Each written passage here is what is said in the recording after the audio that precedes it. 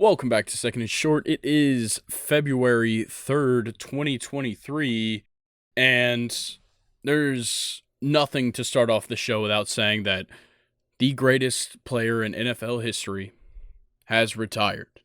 Tom Brady has officially retired, and this time it's for good. Maybe. Who knows? Maybe he'll be on the Raiders next year, but nonetheless, let's talk about what we're going to be going through today. We've got, obviously, Tom Brady. There's so much to talk about here.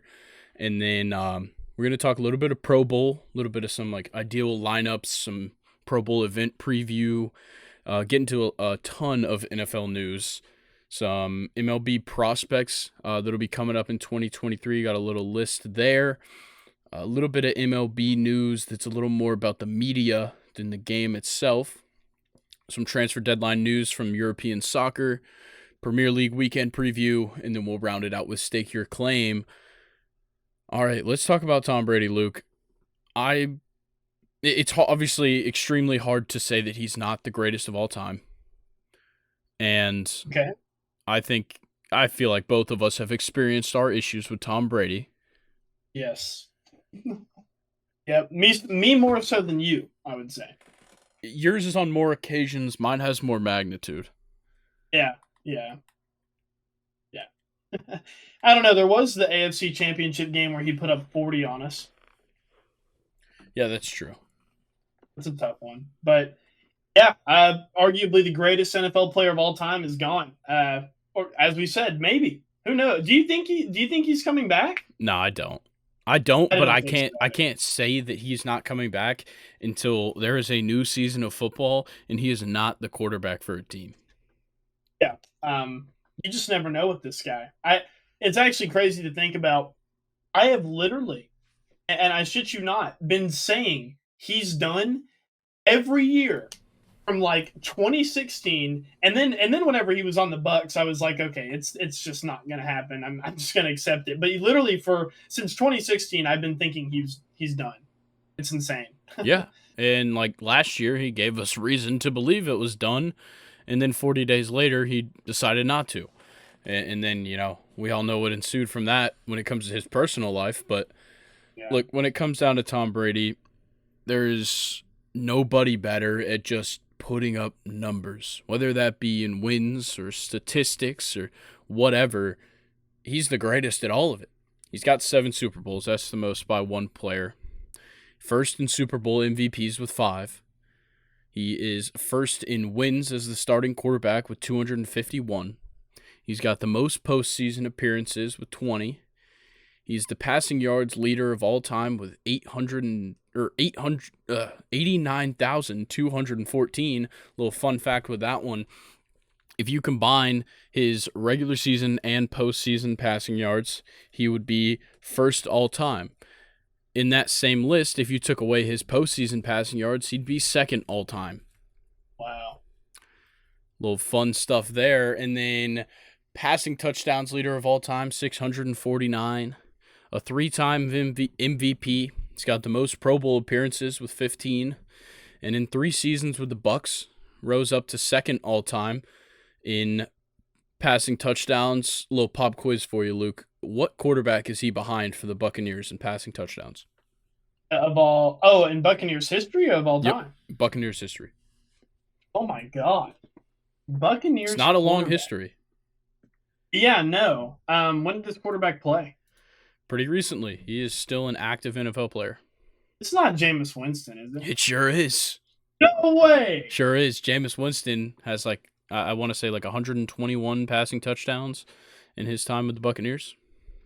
You gotta remember, he had a season where he had it was something ridiculous, 50 touchdowns, 50 interceptions or something. Yeah, I think it was 30-30.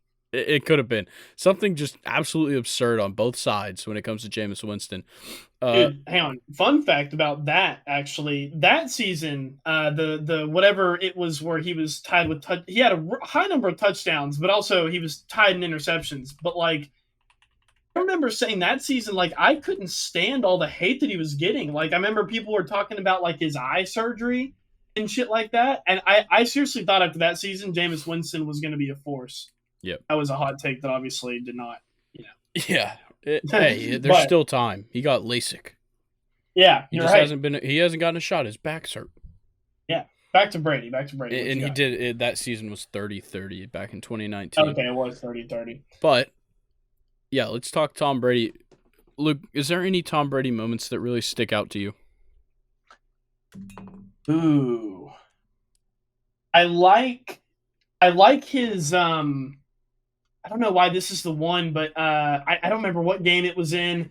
The touchdown pass where Randy Moss like reeled it in one handed, and it was like a 60-yard pass too. Though that's probably one of my favorite Tom Brady plays. I also like the play early on in his career where the Bills player absolutely lit him up. Like helmet flew off. I mean, he got up, took it like a champ. Yeah, those are two. Yeah, like it's weird to say that at a point in Tom Brady's career, he played in like a different NFL. Yeah, yeah, he's been around. Actually, another one when he was yelling at Tyrann Mathieu in the Super Bowl. I don't know why that kind of fired me up in the moment watching him yell at DBs. I That's love cool. that. That's great. Yeah. Yeah. When it comes to me, like the one that pops out to me, and I don't really know why, it's one that I just think of a lot because I see the video all the time. Is it was just a random Thursday night football game back in 2014, Patriots Jets.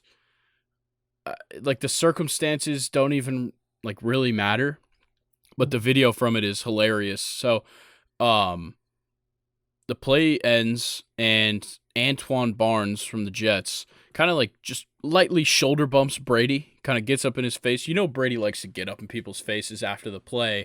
but kind of gets up in his face. Antoine Barnes goes and bumps him, and Brady starts like going back. The flag gets thrown, and then he just like flops on the ground. Like he did not need to flop. He barely got hit, and like he was standing completely fine, and then just falls on the ground. It's a hilarious video to watch. Oh no, not Brady.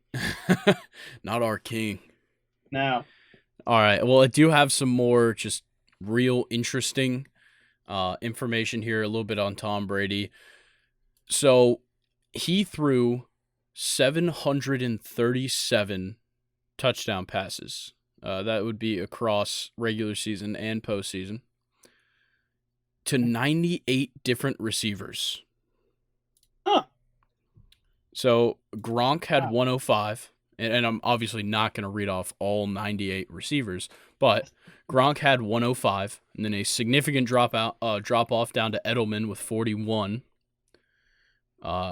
Randy Moss caught 40, which is ridiculous because they really didn't play together for all that long. No. And then Wes Welker had 38. And Wes Welker. And then number 5 was Mike Evans with 36. Really? Yeah. Fun one as well. Aaron Hernandez had 20. Yeah, Aaron Hernandez is pretty damn good. He was pretty damn good at... Nah, never mind. Other things as well. Yeah.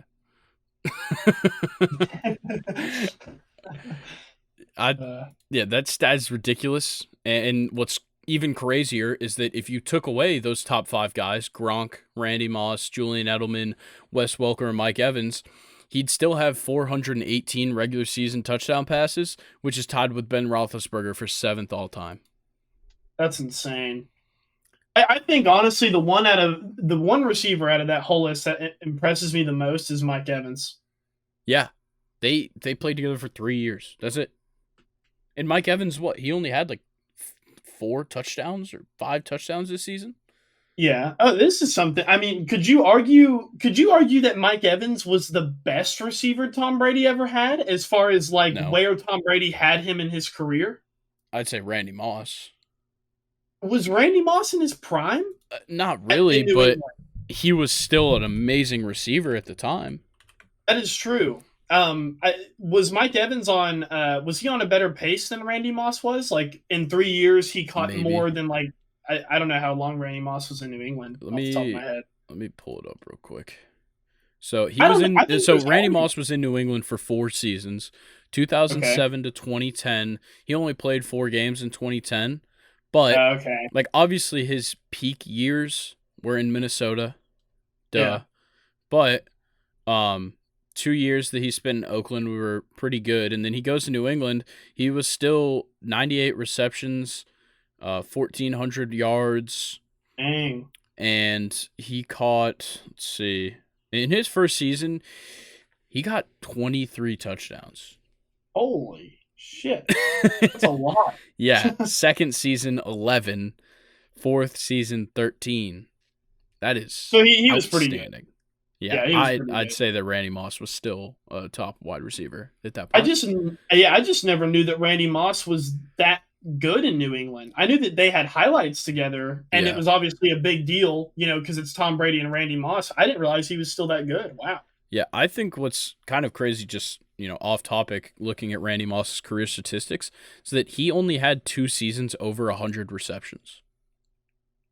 Wow. Whereas that's become almost regular for like multiple wide receivers a year.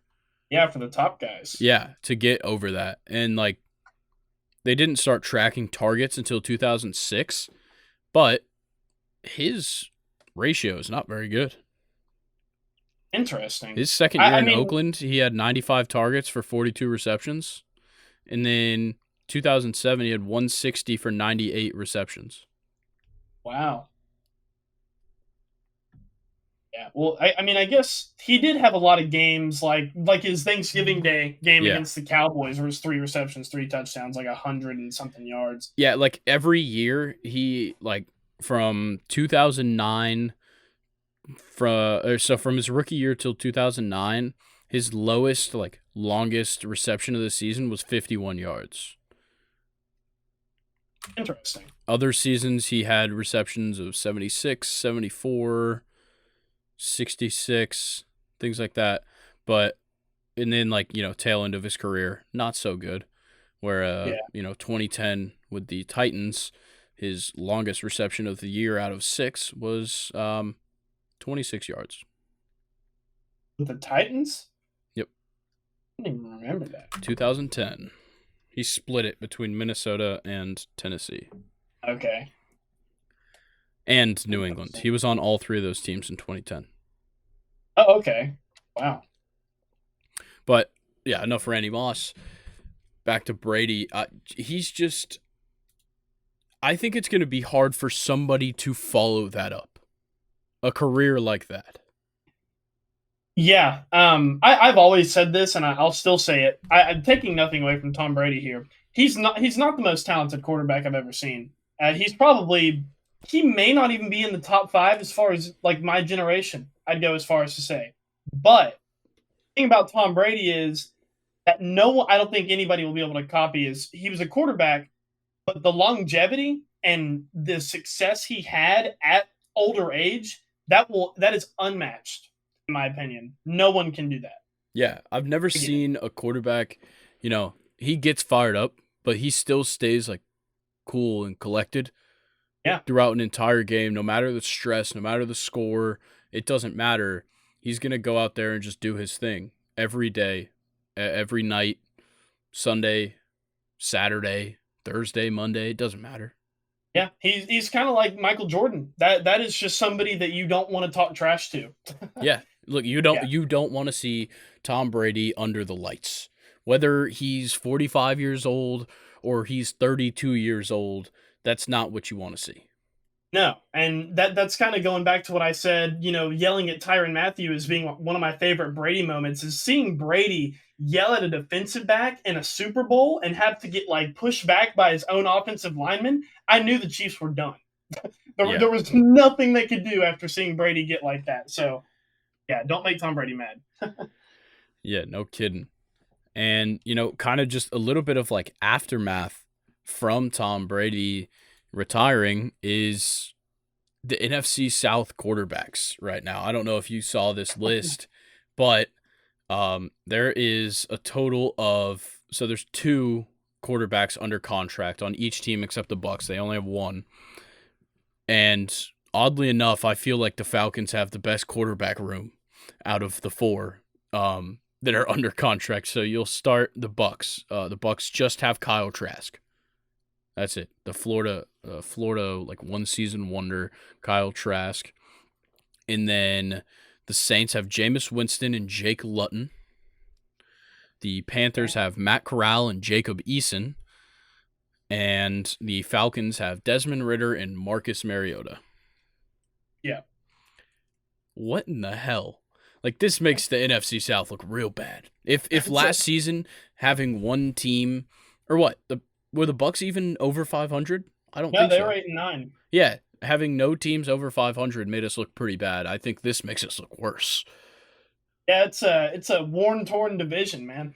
Yeah, no kidding. Honestly, if it was possible, they would all lose to each other. Like every game, Oh, every game that they, like all of them should lose every division game. No, I mean, yes, the division is bad, but I think it's more interesting than anything. There's a lot that can happen. There's a lot that needs to happen this offseason for these teams. Yeah, So it'll be interesting to see how, definitely. aggressive they get. But yeah. Yeah, and I think like an advantage of that is that all of them have like decent draft picks, like outside of the Buccaneers. Like the Buccaneers, I think ended up with like the 19th pick, but you've got actually I don't know about the Saints. I don't know where they're picking, but the Falcons and Panthers both have top 10 picks. They're gonna make some things happen with that. There's possibilities that the Panthers try and trade up. So there's a lot going on in the NFC South, but Brady leaving really hurts. Mainly the Bucks, but also the teams that were looking forward to possibly signing him in the offseason.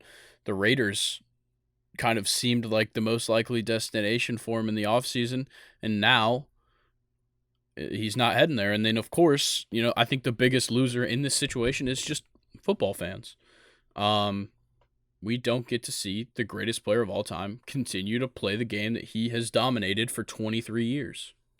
Yeah, I mean, everybody loves to hate Tom Brady, but even me as a Steelers fan, I mean, once he was out of the conference in the NFC, I really, tried to like kind of take him in and watch every minute that I could because I mean, it's it was our generation that saw the greatest NFL player of all time, and I feel like a lot of people missed out by hating him so much, but that's also, kind of the biggest deal with Tom Brady and his whole aura is that he, won all the time and he's like a bully, just a big Yeah. NFL bully. But I don't know. He's still a very special player, and it was very cool, once he was out of the AFC for me. Yeah. And then, there is winners in him retiring. Obviously, the NFC as a whole wins because they don't have to face him anymore. They don't have to be scared of him in the playoffs. And obviously, the biggest winner is Tom Brady because, we just laid it all out here. He's got first place in just about everything you could think of for a quarterback. And you got to say it was all worth it. All the sacrifices, losing your wife, whatever. You're the GOAT. Yeah, you're the GOAT. And who needs a wife when you're good at football? Exactly. I also wanted to point out earlier you brought up his 7 Super Bowls. That's more than any NFL team, also. Except the Patriots. Except the Patriots. No, it's more than the Patriots. Is it? Yeah, because he won one with the Buccaneers. The Patriots only won Super Bowls with Tom Brady, I'm pretty sure. Oh, maybe I'm thinking of Super Bowl appearances. Yeah, there's teams that have more appearances. Yeah. I think the Patriots have 11. And he has 10. That sounds right. But, yeah, and then just anything else you want to talk about with Tom Brady? Okay, another Tom Brady moment. And this is I don't know if you actually know about this clip, Grayson, but you got to watch it. Patriots Jets. The year is like 2015, 2016.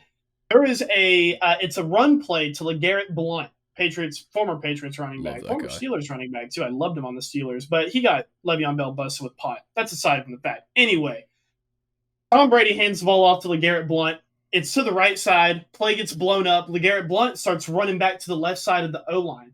So Tom Brady becomes lead blocker. He's playing against the Jets, right? They're not nice to each other, right? This is a division rival game.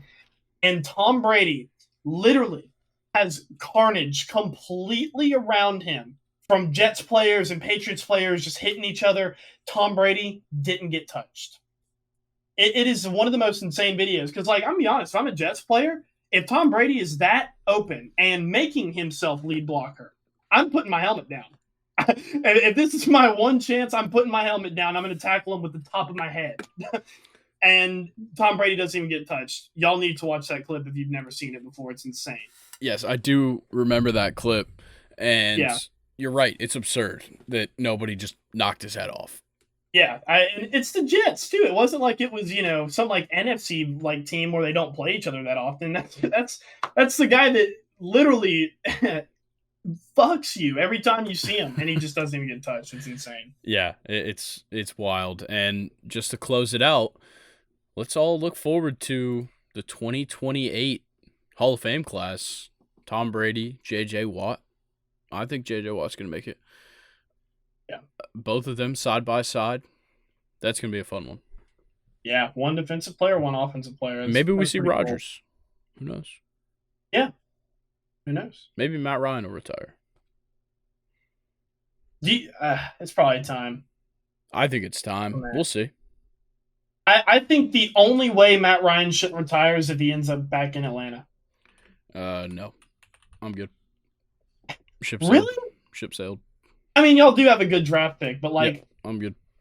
Man, you don't want Matty Ice to come back. Look, he can come be on the team, but you don't. He's not starting.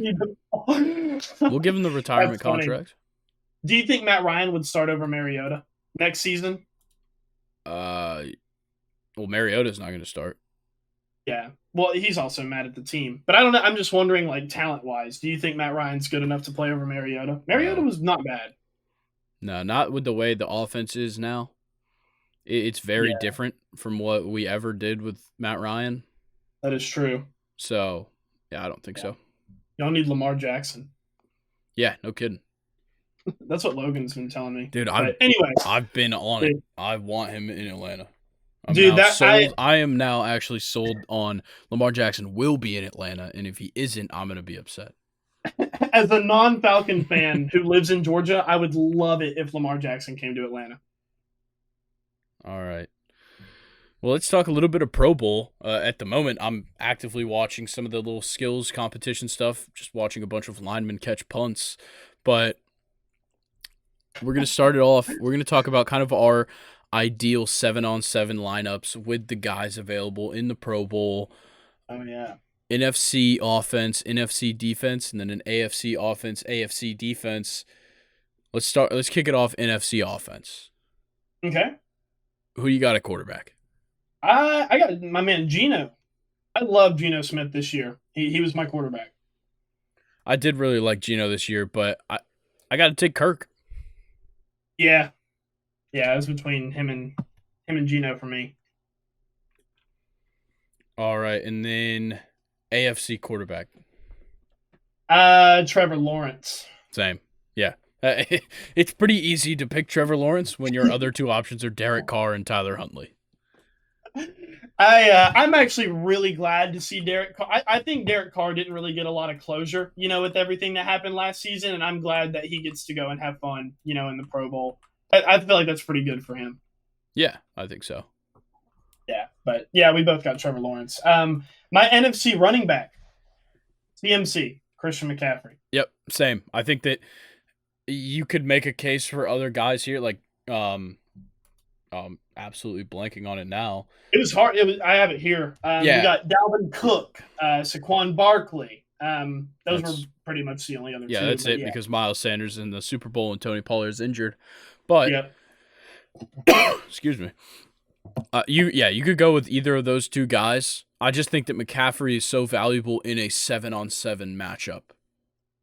That is true. I just went with him because I thought he had more consistent numbers. Saquon had a good start to the season, but didn't really finish well. Wasn't getting as many carries. And Dalvin Cook is uber talented, but when you're only handing him the ball off like 15 times per game, it's kind of hard to see what his full potential. So yeah, I went with McCaffrey. Yep. So we both took McCaffrey in the NFC. So let's talk AFC running backs. I took Josh Jacobs. Yeah, we have the same one here. I kind of figured we would. Yeah, you can't really go wrong here with running backs. I just think that Josh Jacobs was the best of these three this season between Nick Chubb, Derrick Henry, and Josh Jacobs. I And agree. I like Yeah. his pass catching ability. Yes. Yep. Yeah, Derrick Henry and Nick Chubb are not bad picks, obviously, but Josh Jacobs is way more complete, and like you said, probably better on a 7-on-7 too. So, All right. NFC wide receivers. Let's go. Let's go one by one. So you say your first. I'll say my first. all right. Well, we both had Justin Jefferson, Yes. so I can go ahead Yep. and get him off. I went with CeeDee Lamb. He has had career high numbers in almost every major statistic this season. I don't know them off the top of my head, but yeah, CeeDee Lamb was my second one. He was my second one as well. Yeah, no, CeeDee Lamb's been great despite Dak. But and my third one was Amon Ra. I just love what he can do. I love his kind of rise, how it was very quick to NFL stardom last season, and he's just continuing that it wasn't a fluke, or continuing to prove that it wasn't a fluke. So Amon Ra. Yeah, I took Amon Ra as well. Look, I liked Yeah. Terry McLaurin. He was the other option here. But Yep. I just feel like what we saw from Amon Ra, especially early in the year, like the it seems like he can effortlessly put up like 10 receptions, 150 and a touchdown. Yeah. And that is just so it's amazing. Like Terry McLaurin is undoubtedly he was great this season. I think it was overshadowed by how weird his quarterback situation was. But Yeah. when him and Taylor Heineke are on a field together, there is no stopping them unless you are very good at catching the ball as the defense. Yeah, Terry McLaurin, he's kind of one of those guys that you have to respect. I want to say he could have been I want to say he was a free agent last season. And, you've never heard Scary Terry complain about his quarterback situation, and it's literally been screwed the entire time he's been in the NFL. And we all know that on a better team, Terry McLaurin would put up ridiculous numbers. He is seriously that guy, in my opinion. But yeah, he had to miss my list here. All right. Let's talk AFC wide receivers. I'm going to go first. I took Tyreek Hill. Yeah, we both had him. Okay. Yeah, I think Tyreek Hill's speed, just in general, on a 7-on-7, oh, it's going to be hard. Hard to Yeah, stop and him. I want to say also about Tyreek Hill, he made me eat my words this season. I always got so pissed off how people hated Michael Thomas and called him Slant Boy, because Tyreek Hill is Go Boy. And I didn't think I really thought he was going to kind of fall off this season with a new quarterback that obviously doesn't have the bazooka arm that Patrick Mahomes has. But Tyreek Hill was still awesome and consistent. So yeah, he also made my list. All right. Second one, I got Devontae Adams. I also have Devontae Adams. Yeah, it's so easy to pick him because he is like I feel like I can confidently say he's the second best wide receiver in the league. Behind Justin Jefferson? Yeah. Yeah, I agree.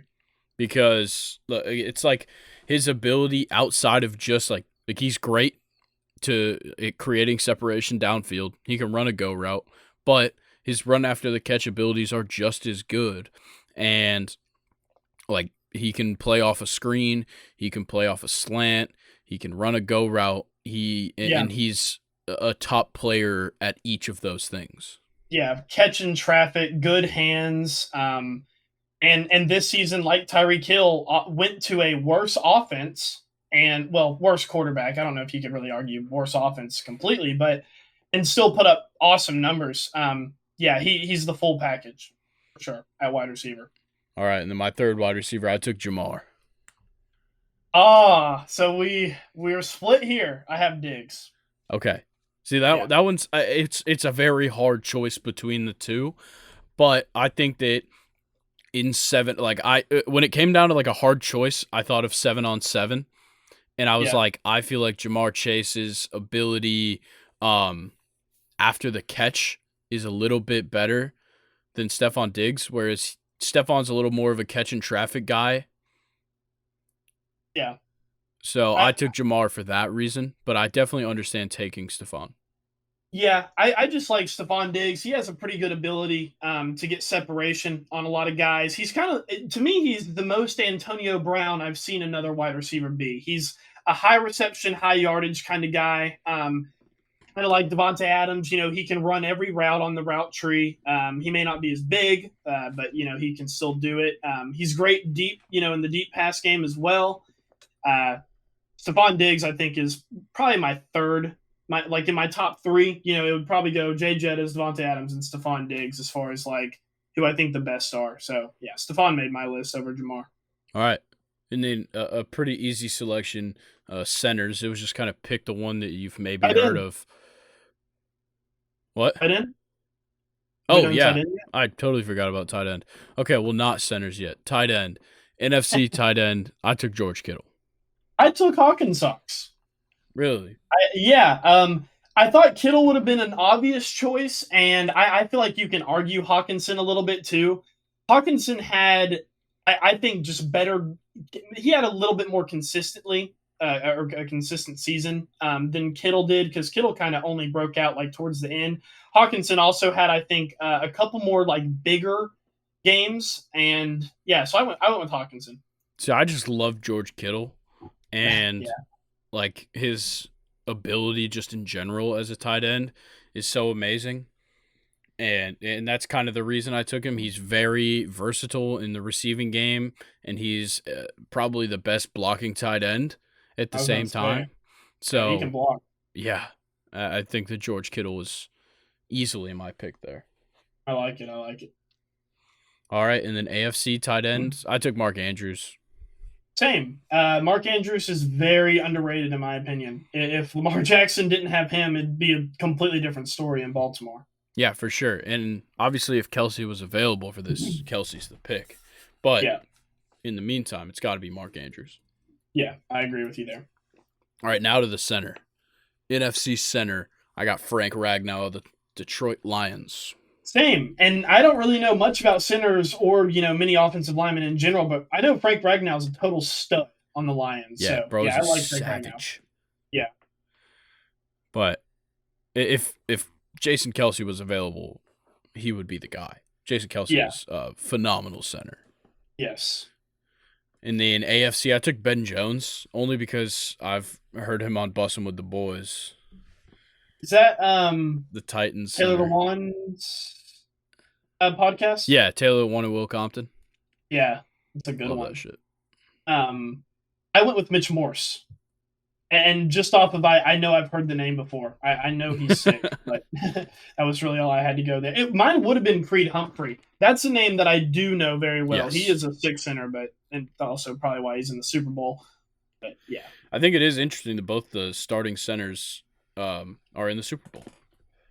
Yeah, good little center matchup we got. Can't wait. Right? Yeah, that's gonna be the whole game right there. All right. Well, let's go to the defense now. I'm excited. The way we set up our defense, we took 2 linebackers each, and then with the DBs and safety, we just kind of put them together.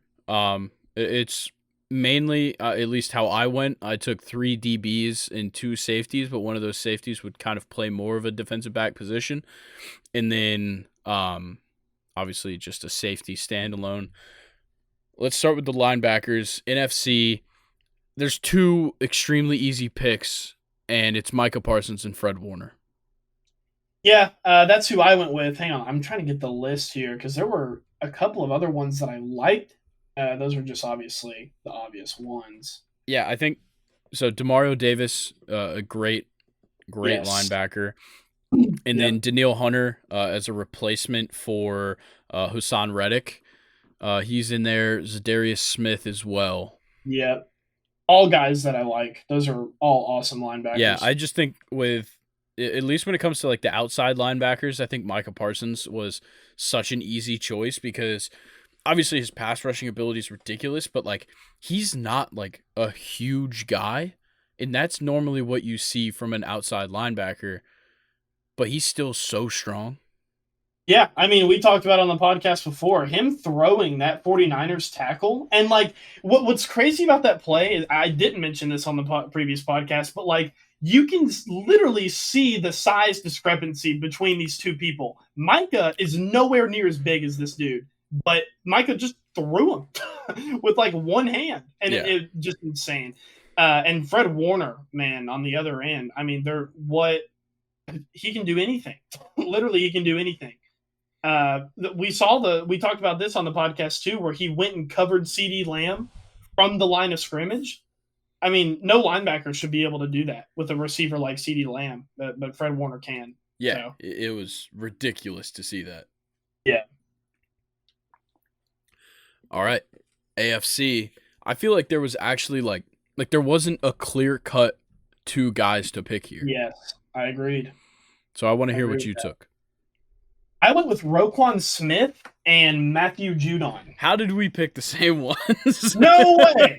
Well, okay, Judon's an underrated pass rusher He in this is, league. man. My friend Gavin, he's a huge Patriots fan, and I get a lot of the kind of inside Patriots news. Matthew Judon is way better than what people give him credit for. Seriously, when the red sleeves are out there on the Yup. field, Patriots fans, you know what I'm talking about. It's going to be a tough game for whoever's the tackle on that side, but yeah, Matthew Judon is super underrated pass rusher. Dude, there's something scary about a guy that wears loose, long sleeves in the NFL. Yeah, Because you don't see it often. they're all Matthew demons. Judon scares the shit out of me when he's got those sleeves. Me too. And Roquan Smith is, I mean, I had a pretty good taste of him, this season. He got traded before we played the Ravens, so we did get to play him twice this year. And the first game, he was literally the reason that the Steelers lost. I know he had an interception. He had a couple pass deflections. He also was the one who hit Kenny and took him out of the game, but, that's because he's a Raven. And there's a huge reason of why he got the contract that he did. He deserved every penny of that contract. Oh, yeah. He's 100% deserving. And it was hard Yeah. for me to not just pick a little Bears reunion with Bradley Chubb and Roquan. I really like Matthew Judon. Yeah. Yeah, me too. All right. Well, let's get into we'll just kind of list through the entire secondary. Let's start off in the NFC. Who's your first secondary player? In the NFC, I went with Budda Baker. All right. Yeah, so I took Budda Baker as well. Okay. I only took 4 players, by the way. Yeah, and then a safety. I mixed my cornerbacks and safeties. Okay, well, there should be 5 people total. Okay, I'll pick an extra one then. But, yes, Budda Baker is a great pick, and I think that the best thing about having Budda Baker here is put him at, like, the corner position to guard Tyreek Hill, because you need speed, they're on the same team, sorry, to guard Jay Jettas, because you need speed on speed. Yeah, and we all saw Budda Baker run down DK. Or no, DK ran down Budda. Yeah. Maybe not for speed. But Budda Baker is fast as hell. You know that. He is fast as hell. You don't see a lot of defensive players moving around as fast as him. No, not at all. All right. Who's your next DB? I got Tariq Woolen, and it's just off of the picks alone. I feel like that number is insane, and he should definitely be on my list. Yep, he made mine as well. He is so good in just one-on-one contested ball coverage. Yeah. Yeah, he's good at finding the ball. I mean, how many picks did he have this year? Was it 6? Yeah, that sounds right. It could have been more. I'm not really too sure what it was. Pulling it up right now. Yeah, 6. He was tied for first in the league with 6. So he was tied with Minka, I think. Yeah, I believe so. But yeah, Tariq Woolen. See, I don't know. I think what you're going to see now is the Patriots kind of had the new meta, I want to say, for cornerbacks. And what I would like to have on my NFL team would be your cornerback 1 to be your complete shutdown guy, the guy that's going to have 0 stats at the end of the game. But your corner 2, I like a guy who can find the ball and get picks. So, and the Patriots kind of had that with Stephon Gilmore and J.C. Jackson. I think Tariq Woolen is your good cornerback too, but he can also cover too. He's not like Von Diggs, where you're getting, toast every play, at least last season, but getting picks. So, yeah. All right. So we both had Tariq Woolen. We both had Budda Baker. I'm going to go ahead and give my next guy. I got Jair Alexander. That's who I took. Awesome. Yeah. Jair Alexander. And like with as bad as this Packers team was in general this whole year, Jair Alexander is outstanding. Yeah, awesome trash talker. I mean, that's what you need from your cornerback, man. You got to have one that's just a bitch, Yeah, and dude, that's he what was trying Jair to fight Alexander is. everybody.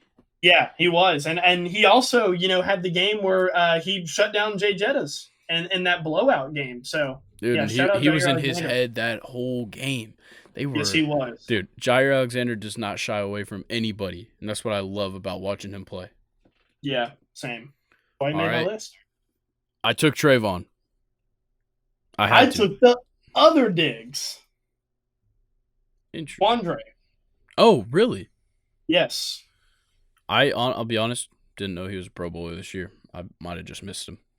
Yeah, I just like him because I know he was a part of that quintessential, secondary that the Seahawks had with Tariq Woolen as well. They made a pretty good, safety corner combo. So I like Quandre. I like that pick. Yeah, I honestly had no idea he even made the Pro Bowl, but yeah, he had a great season. Yeah, Um, Javon's not a four bad pick. four interceptions, forced a fumble. Very solid numbers. Yeah. Why'd you go with Javon? I don't know. I just his pick ability is insane. Yeah. He's got a great read on the ball. He didn't really show it all that much this year, but like what he did last year was nothing short of amazing. Yeah, I think he got better at coverage this year. Yes. Since my dad is a Cowboys fan, I do consume a pretty decent amount of Cowboys football, and Trayvon definitely had improved at least on coverage, which I think is probably why he was getting less picks too. So Yeah, when you got to play a little closer to your receiver, it's hard. yeah. All right, and then your safety from the NFC. Well, I know I am almost certain we had the same person here because you like this guy, but I went with Talanoa. Of course, man. Yeah. He is so much fun to watch, man. He could do everything. He can play honestly any position in the secondary. He could play it well. He could play linebacker, honestly, and Yep. he is just all over the field. No matter where you put him, he covers grounds and he has a great read. That's kind of what that whole 49ers defense, especially when it came to the safeties and linebackers, was their read off the snap was amazing. They track down running backs extremely well. They read the pass. They know like slants, screens. They're on top of everything. You can just tell that Talanoa definitely was training with Palamalu in the summer, and it's because of this. Look, you brought it up. He can play almost anywhere on the defense, right? That's what Troy did. Lined up his linebacker a lot, and I liked how you brought that up because a lot of safeties I feel like are kind of moved to a linebacker position because it's kind of like an insult to them, right? Jamal Adams can't cover anybody. Everybody knows that, which is why he plays linebacker. But Troy, and Hufanga, guys like those, or guys like them, are going to play linebacker because they're just good at everything, not because they can't cover. It's because of the certain setup that they're in, and that I think that really says a lot to see how well he played at linebacker because that's a big deal for safeties. Yeah, and like I hadn't really heard much about Talanoa Hufanga going into this season, and he most definitely did not disappoint. He was fantastic. Yeah. All right. AFC def or wait, did we? Okay, yeah, AFC secondary. I got to start it off with the guy that we have just talked endlessly about all year. Luke made an interesting claim about him last week. Sauce Gardner. Sauce Gardner, yes, the man that Grayson and I are on our knees for 24/7. This guy, he was an obvious pick for me, which is kind of weird because he's a rookie. I feel like Tariq Woolen, I could have made a case for him not to be in my list. Sauce Gardner needs to be in everybody's list. He is that good. Yeah, he's ridiculous. And there's so many things we could bring up, but if you've listened to any episode of Second and Short for the last month, I'm sure you've heard us say it. Let's go to the next guy. I took Pat Surtain. His coverage this year was undeniable. Yeah, I really like how he's developed. I kind of thought that he was going to have the same sort of development as like Jeff Okuda, But Patrick Surtain is on a different level. I know Jeff Okuda got hurt his rookie year. I want to say he missed most of it or all of it or something like that. But Patrick Surtain developing way faster, and he's already a premier corner in this league too. Yeah, he was a huge part of that Broncos defense that was actually super good this season. Just too Yep. bad their offense sucked. But yeah, his second year in the league, he was extremely good. Yeah, he made my list too. I love Patrick Surtain. I'm going to go ahead and get it with the third guy here. I went with Minka, and yeah, it is biased. I am a Steelers fan, but he was also tied, at 6 with Tariq Woolen for picks, so I went with Minka. Yep, I got Minka as well. I kind of have him more in my safety position. He's fantastic. Obviously, the picks are a big part of that, but kind of like what we said with Hufanga, in a little bit different way is Minka's ability to just read. He's very good at reading. Like he follows the quarterback's eyes very well. Obviously, that leads to the interceptions, but when it comes to just covering the field, especially like past like 15 yards, Minka is unrivaled. Yeah, I love me some Minka Fitzpatrick, and I like how you brought it up. He is different from like the Hufangas because Minka is your literal safety. Terrell Edmonds kind of fills the Hufanga role of kind of moving around in the box, being the run support guy. But yeah, you need one of your safeties to be a true safety, and that's exactly what Minka is. He can do it all. All right, next guy, I had to do it. Florida State boy himself, Derwin James. That man Yeah, lights up anybody that comes in front of him. one of my favorite podcast moments this year was hearing Travis Kelce on the podcast with his brother Jason Kelce talk about Derwin James body slamming him. And I think it was a Thursday night football game, but yeah, Derwin James is one of those guys. He's little, but he can lay the wood on some wide receivers and safeties coming across the middle. Yeah, man, he is strong. That's the thing. Like this year, 115 tackles, 2 interceptions, 2 forced fumbles, 4 sacks. Like he can not only play the safety position in the secondary among the best, or at like honestly might be the best right now, but he also is super involved in the pass rush and is a huge factor in pressuring the quarterback. Yeah, he is just a everywhere kind of safety. I love Derwin James. Yeah, awesome player. All right, next guy, who you got? So this is where it kind of gets a little bit hard, and I don't know if this was as hard for you as it was for me. I'm taking Marlon Humphrey over Xavier Howard and Jordan Poyer. Yeah, I did the exact same thing. I think Okay. that Marlon Humphrey, when it comes to just speed, Marlon Humphrey is so fast in coverage. Like, guys don't really get past him a lot. And though you could argue that Xavier Howard is, just as good at the corner position, I think that Marlon Humphrey separates himself with the speed. Yeah, I like Marlon Humphrey's tackling ability the best. He's corners are they don't really get a good rap for tackling. It kind of takes more than one corner, usually if it's a big deep play that gets completed. But Marlon Humphrey's usually tackling guys by himself. He's a strong cornerback, and he made my list. And Xavier Howard, in my opinion, he kind of had a little bit of a down year this year compared to what we've normally seen from him, like the past 2 or 3 years. And Jordan Poyer just kind of meh. I mean, he's good, but not on this list. Yeah, I think Jordan Poyer is great. I just think that, taking Derwin James and Minka already, like they were pretty obvious picks there. I couldn't have Yep. taken Poyer as well. Yeah. All right, well that rounds out that list. Let's talk a little bit about Pro Bowl events.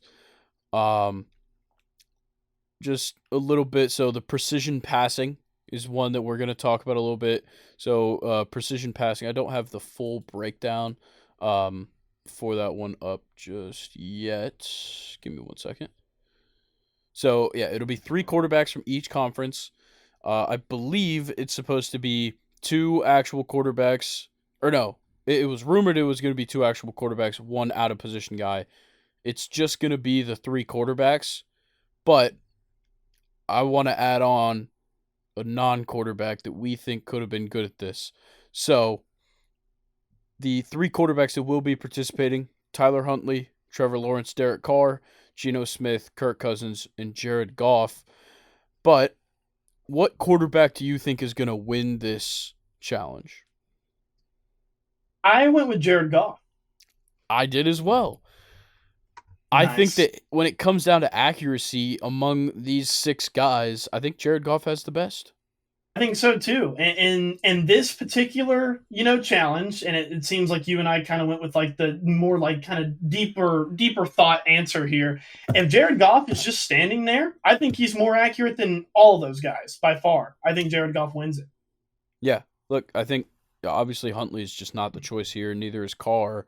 But Trevor Lawrence, when it comes down to even when he's not getting pressured, he throws picks, and that means he's not leading guys very well, or he's maybe underthrowing, overthrowing sometimes, and that is a factor in these games. There's going to be a 60-yard bucket toss, and then obviously the moving and static targets. I think the moving targets is where Jared Goff's going to take that win. Yeah. You don't think Derek Carr would be a good choice for this? I don't. I don't think he's all that accurate. He's got a solid arm, but when it comes to just standing there and throwing directly at something, I don't think he's all that good at it. I think he's better at throwing to people on the move. I think he'd be fine in that long toss one, but I just don't think he's all that good.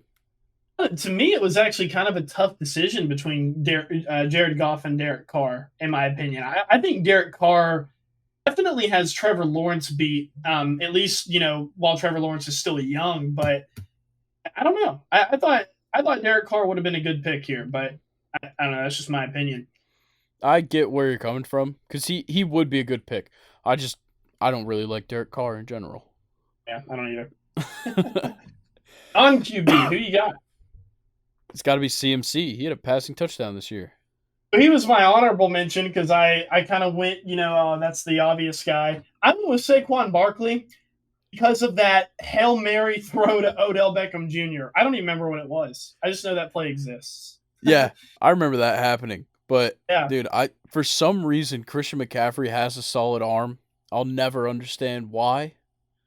But he like the passing touchdown he had, it wasn't like a long passing touchdown, it was a pretty simple one. But I love when running backs run the wildcat and throw the ball. So I love both of Yes. our picks here, Saquon and Christian McCaffrey.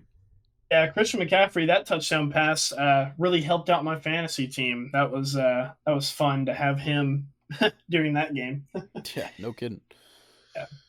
All right, let's talk best catch competition. And so there's four representatives, two from the AFC, two from the NFC. AFCs are Pat Surtain and Stephon Diggs, and NFCs are Amon-Ra and Justin Jefferson. We both picked one player from each conference who we think would win, and then we're going to argue who would win between those two. So I went with Jay Jettas, Stephon Diggs, because this was kind of easy.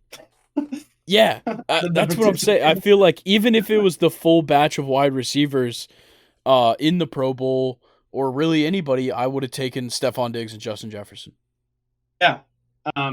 They're just, some of the safest hands in the league. I don't see how Surtain or Amon-Ra is really going to keep up in this challenge. I mean, they're both good. Patrick Surtain a little bit confusing as far as hands. You might think like Tariq Woolen or someone with picks would be on the list, but Amon-Ra will definitely be interesting to see though in the challenge. But it's Jay Jettas racing. Yeah, it's got to be Jay Jettas, honestly. I think Stephon Diggs has like a case because he's super athletic in the air. Yes. But when it comes to Justin Jefferson, like as long as he can put his hand on the ball, it's getting caught. Yeah, and we saw it against the Bills, Vikings-Bills game. On fourth down, Kirk Cousins is just throwing it. In that area, and Justin Jefferson is just one hand grabbing it out of the air on fourth down. He can catch anything. Yeah. So I'm just enamored. I'm watching Saquon. I just watched Saquon Barkley get a dodgeball to the face. No way. Yeah. Who hit him? Um, I for some reason I can't think of his. I think it was Demario Davis. Oh wow. Yeah, yeah, it was. Yeah, Funny. Demario Davis just won their dodgeball game by hitting Saquon in the face. Um, sorry, that totally distracted me. But yes, Justin Jefferson is probably going to win that best catch competition. Um, I Be think cool to that see does it for the Patrick Pro Bowl. Surtain. Anything that you're looking forward to with this year's Pro Bowl? Anything you have to comment on, the new format, how you feel about it, anything like that? Yeah, I do have something actually. I think just looking at the rosters of the Pro Bowl, like with the injuries and the Super Bowl, this one is going to kind of suck. I think. And there's a lot of guys on here that I'm just like that are either missing out or, just like aren't even going to play. I don't know. I feel like there's not a lot of talent in this Pro Bowl compared to what I've seen before. Yeah, like I wish because in most other sports, really all other sports, the All-Star game happens in the middle of the season. Yep. And so it allows a ton of people to participate, like the top of the top. You don't have to worry about, guys being out because maybe they're getting an off-season surgery or they're playing in the Super Bowl, whatever. And, like how fun would it have been if the quarterbacks for the precision passing were Patrick Mahomes, Josh Allen, Joe Burrow, Jalen Hurts, and then Geno Smith and Kirk Cousins. Yeah, and I mean it's mid-season too, and I feel like if it's mid-season, you have like a little bit more of like a real factor to try Yeah, as well, and it would be super competitive. And yeah, I agree with you. That would be an awesome precision passing contest. yeah, and I think that it's probably for the best at this point that the actual football game is just done. The way that they kept changing that game throughout the past couple years just made it suck. Yeah, And making it, 7-on-7's a lot more fun, a lot more flashy. I think it'll be a little bit more entertaining than just watching, a full game where people aren't trying and it's just like a constant rotation of players. yeah. I feel like if the players will have more fun, with it being their off season, if they were playing 7-on-7, and probably try harder. Yeah, I kind of wish that they would have just tossed Tom Brady in here as like honorary Pro Bowler. Oh my god, yeah, that'd be cool. All right, that's gonna do it for the Pro Bowl. We've got a ton of NFL news to go through, and uh, tons of entertaining things, some interesting things, a little bit of crime. But let's start it off first with Tua. So Tua has officially been cleared from the NFL's concussion protocol. He's been in protocol since December 28th or 26th, I believe. And look, I didn't even think that like this was news. I didn't know that he still hadn't cleared the concussion protocol. That's a entire month on concussion protocol.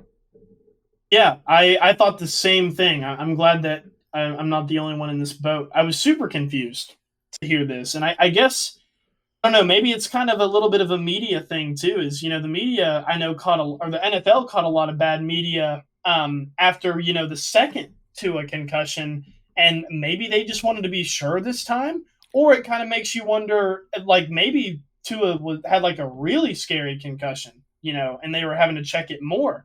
I don't know. I kind of want to know more about why it took a month, like you said. Yeah, I feel like after the first one, he got cleared like to play the next week or maybe the week after. Yeah, and it was like I thought it was days. Yeah, it was crazy, and it makes me think that maybe they accelerated that process a little bit. And we all know that whether you clear concussion protocol or not, you had a concussion, and that has lasting effects. So seeing how long it's been just from the first one, because that first one happened November, right? Like late November, I want to say. And Yeah, And then the against the second Bengals, right? one, yeah. And then that second one comes in late December. Makes me feel like he's just been dealing with a concussion since that first one. And that makes it so much worse that he played multiple games after it. Yeah, concussions are not something that you want to mess around with. And with the brain, I know, kind of like, off topic, the brain is something that a lot of scientists really don't know about. Um, and concussions, especially in the NFL world, are just scary. We've had guys commit suicide, because of CTE related injuries. There's a lot of mental health talk every time Antonio Brown does anything. And yeah, it's really scary. So honestly, it taking a month, especially with the Dolphins being eliminated from the playoffs, I feel like it's totally fine for it to take that long. Yeah. I think that there's a lot to watch with Tua's, at least his off season. They say that he's going to be fully ready for football as soon as they need him. So we'll see. Man, I don't want to see his career get cut short because they try and move a little bit too fast. Yeah, and at the same time, is with concussions, like, just think about the way that we're talking about this right now. What other injury are you and I, Grayson, saying like, oh, he's cleared by doctors, but like, do we know he'll be ready in September? Like, only concussions give you this effect. And it's just, I don't know. Concussions are just weird, man. Like the skepticism around them, and how we don't even really trust the NFL or team doctors anymore when it comes to concussions. I mean, they gotta do something, and I don't know what it is. Yeah, I don't know. It's going to be interesting. But let's move on. Little bit of news that has to do with Brady's retirement. So I'm pretty sure this all kind of came out when he initially retired last year, that he was going to be signing with Fox to be on their broadcast team. And it's a 10-year, $375 million deal to be the head NFL analyst for Fox Sports. And what this means is he will most likely take over Greg Olson's role on the top Fox broadcast. And I think that sucks for Greg Olson. He did a fantastic job this season in the booth. Yeah, he's a great football mind, a great personality. And we were both talking about it before. Obviously, he was a Panther for most of his career, but even you admitted that you liked him and respected him, and I do too. And it's just, I don't know. I hope Greg Olson stays involved somehow in the broadcasting, because, like you said, he was awesome. Yeah, he'll probably just like I'm trying to remember. I think like Fox does their whatever like game of the week thing. Was it Yeah. the America's Game or whatever? Oh Um yeah, with like Tony Dungy and no, um. so that's NBC's like Sunday Night Football. And that's Football Oh Night in America. yeah, you're right. You're right. But You're right. it's something along those lines, and that will be what Brady calls. Greg Olson will just be on a different broadcast, but I would love to just continue to hear Greg Olson in the booth. I do think though that Tom Brady's going to be a great announcer. Yeah, I was just about to say, like Greg Olson, maybe even more so, Tom Brady's a better football mind. Of course, I'm kind of interested to see how his personality will translate to the broadcasting, because, like, in the case of Tony Romo, I never knew Tony Romo was going to be so entertaining to listen to. And I don't know, I'm kind of interested to see what Brady's like in the booth. Yeah, for sure. All right, next thing, the Cowboys. I Uh, They're delusional, man. So the Cowboys are reportedly committed to Dak Prescott long term and are open to extending his contract. Okay. So, give me one reason why that's a good idea. there, it okay. I think it's not as easy argue as kind of you're making it seem. I will say that the Cowboys are stupid. Don't get me wrong, but this team is a playoff team with Dak Prescott at quarterback, and they might be scared to kind of rebuild with what they have now, because what they have now, let's be honest, it is good. But yeah, I don't know. Dak he's not getting better. So I don't know. I think you can argue both ways in this kind of situation. What do you think? Dude, look, you were right. They're a playoff team with Dak Prescott, but they're not a Super Bowl team whatsoever with Yeah, Dak Prescott. That's their yeah, problem. yeah. And look, it's not about making the playoffs every year. It's about winning a Super Bowl, especially when you're Jerry Jones. It is about winning Super Bowls. And look, it's just not happening. And things need to change, and I think Dak is the obvious change there. Yeah. What do you think the Cowboys would do otherwise if they were to not re-sign him? I I don't know because his trade value is at a career low, but maybe like Trey Lance could be an option. Trading for Yeah, Trey Lance. Lamar Jackson. Yeah, Lamar's an option, Yeah, but I don't know. It's like there's not a ton of solutions for this problem. I just think that committing to Dak Prescott long term is just a bad idea. yeah,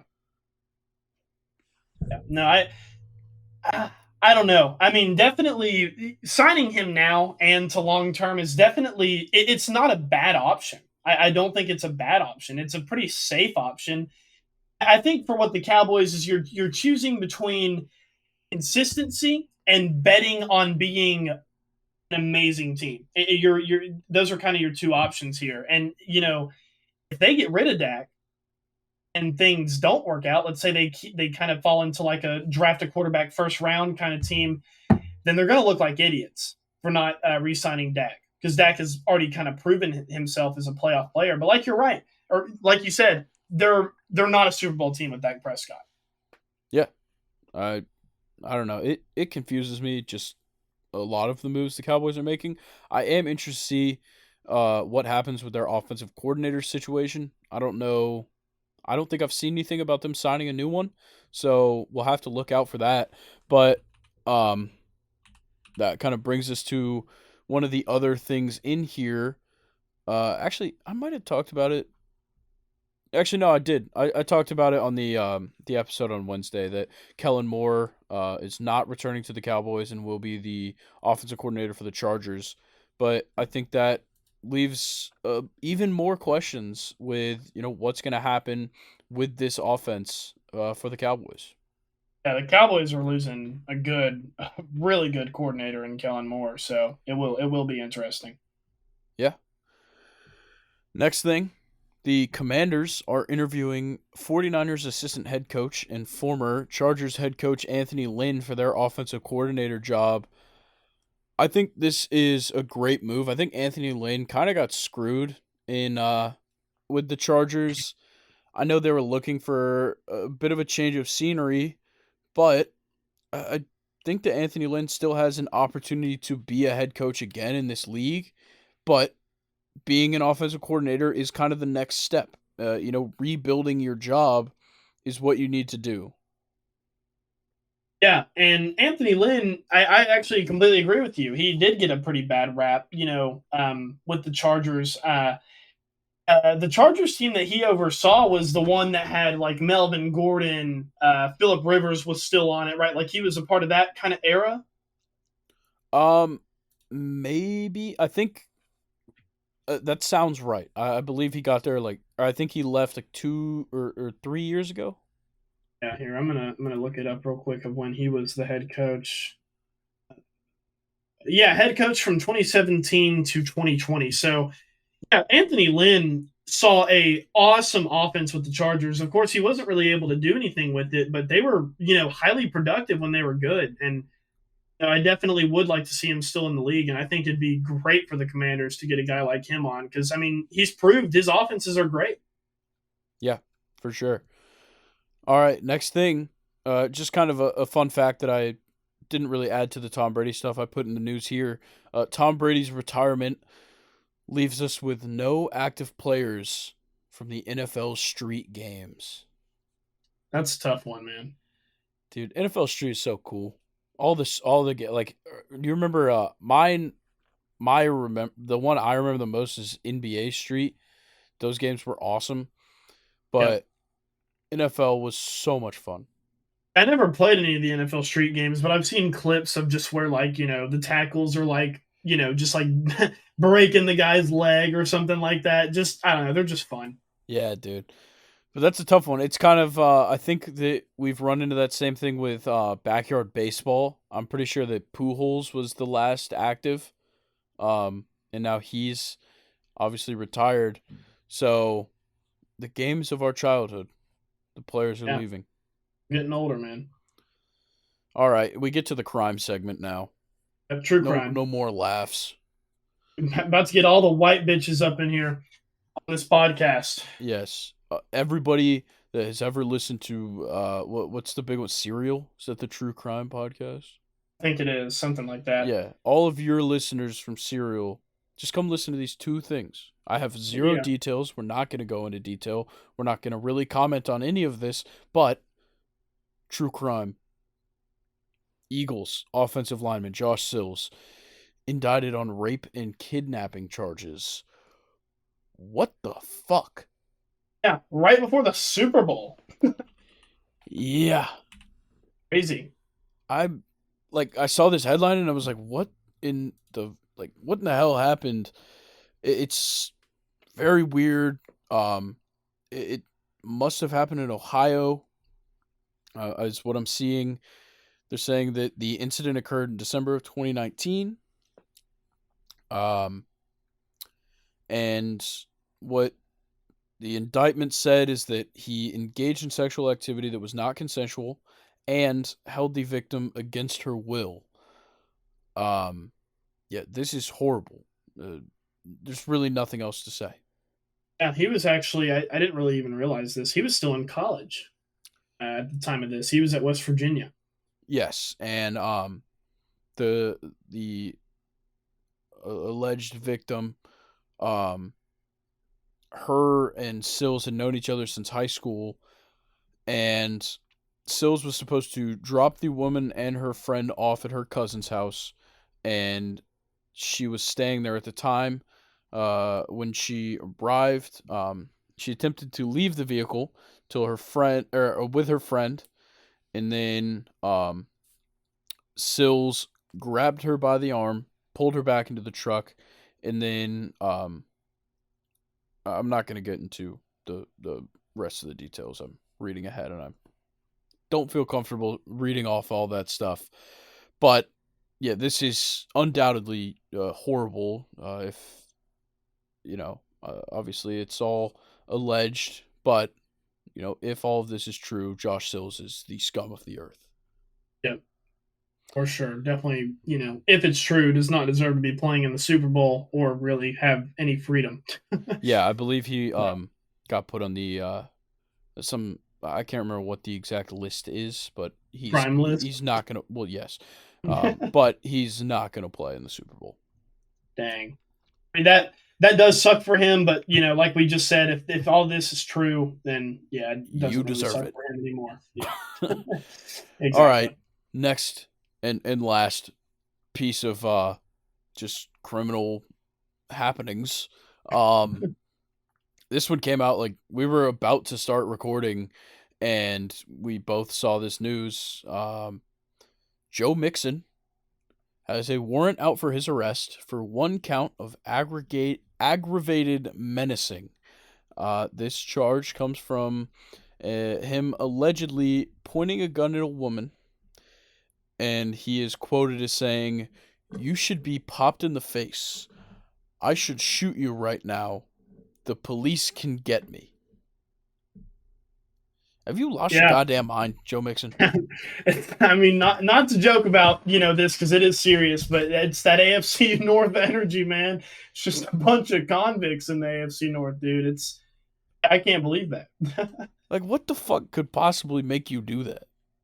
And I can say that because I'm an AFC North fan, by the way. I'm not just like talking shit. It's just I don't know. That's an insane allegation, and the fact that they even got the quote in there too. That's That doesn't look too good.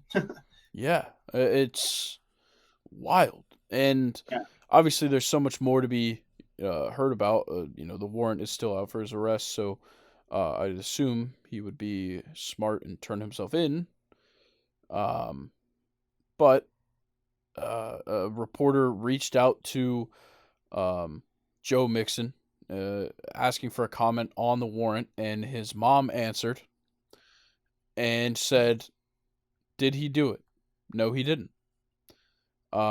She this doesn't have a ton of information in this tweet, but his mom referenced the term money hungry and said that you guys, as in the reporters, know Joe Mixon, and then hung up. Oh, So obviously we'll see as this unfolds, but at the moment, from what we know, this is just inexcusable behavior. Just like what happened with Josh Sills, this is inexcusable behavior. It doesn't matter who you do it to, who they are, what you did. Like, things like this are inexcusable. You cannot do that. yeah. Come on, Joe Mixon. All right, enough of that. Let us know if we should do more crime. Yeah, I think we handled ourselves very well there by totally Yeah. not being biased and being completely objective with the facts. Yes. All right, well, let's talk about some fun stuff, specifically fun. Aaron Rodgers was quoted saying, "Nathaniel Hackett is my guy. He made it fun." Obviously referencing football. Um, this just makes me think Rodgers to the Jets. Do you really though? I want it to happen Me more than too. I think it's going to happen. I think it's a likely destination for him. I don't think that him and the Packers are working out. He's going to leave. And I know that, everybody thought Hackett was bait when the Broncos picked him up as their coach. But now that is over, obviously, for good reason. But I do think that now Rodgers is actually ready to leave. There's no unfinished business. I think the Jets are a great destination. I think once again, Nathaniel Hackett is being used as Aaron Rodgers' bait. Yeah.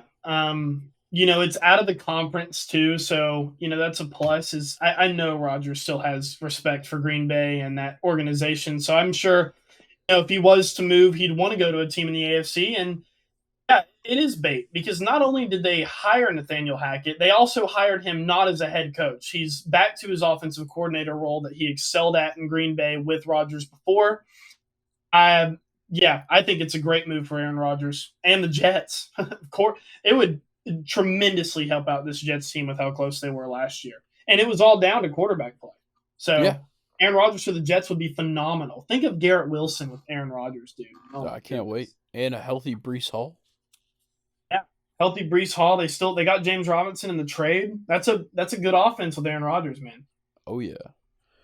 All right. A little drama happening in San Francisco.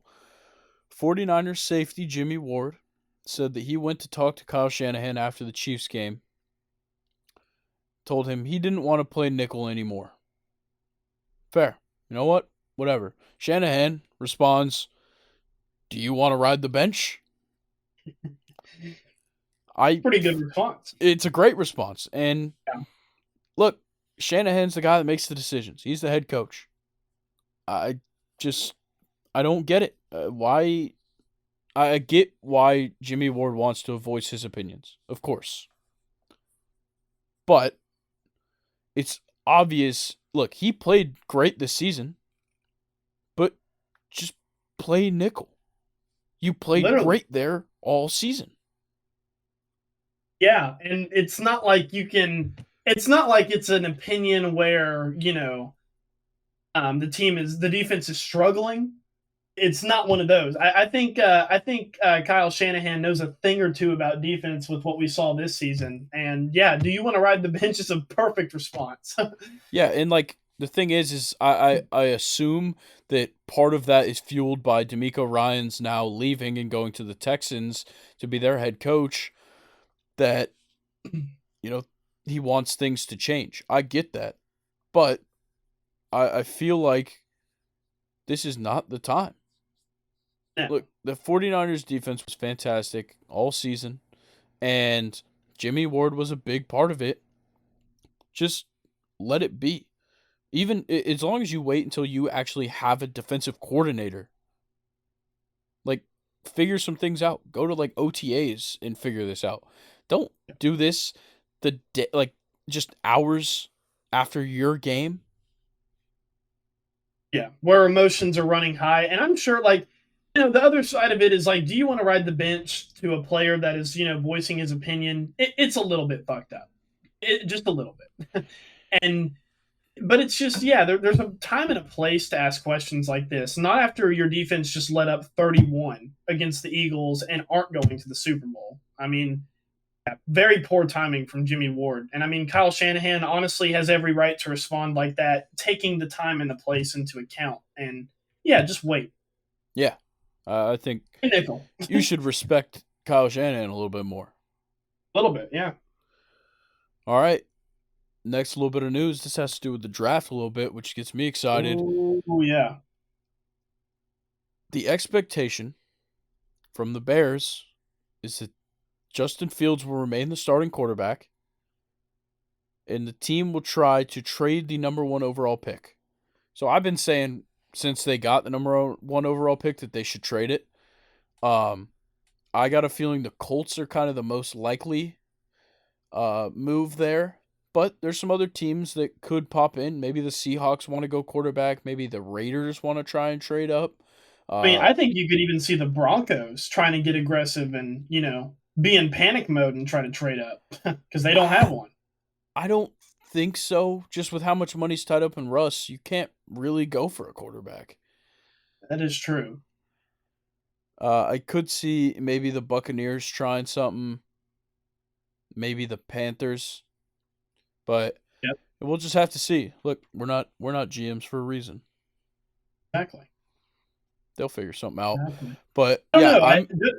Justin Fields definitely deserves it, though. Yes. The Bears should not draft another quarterback, but exactly. I actually kind of disagree with you. I think they should keep the number one overall pick and take defense. I mean, you just traded Roquan Smith away. Of course, trading the number one overall pick, I mean, there's probably endless amounts as to what you could get, trading. But I don't know. I kind of like, just drafting somebody. Yeah, that's why I like trading with the Colts here, because when it comes to the top four, obviously at number 2, the Texans want a quarterback. And then at number 3, you have the Cardinals. They're going to go defense.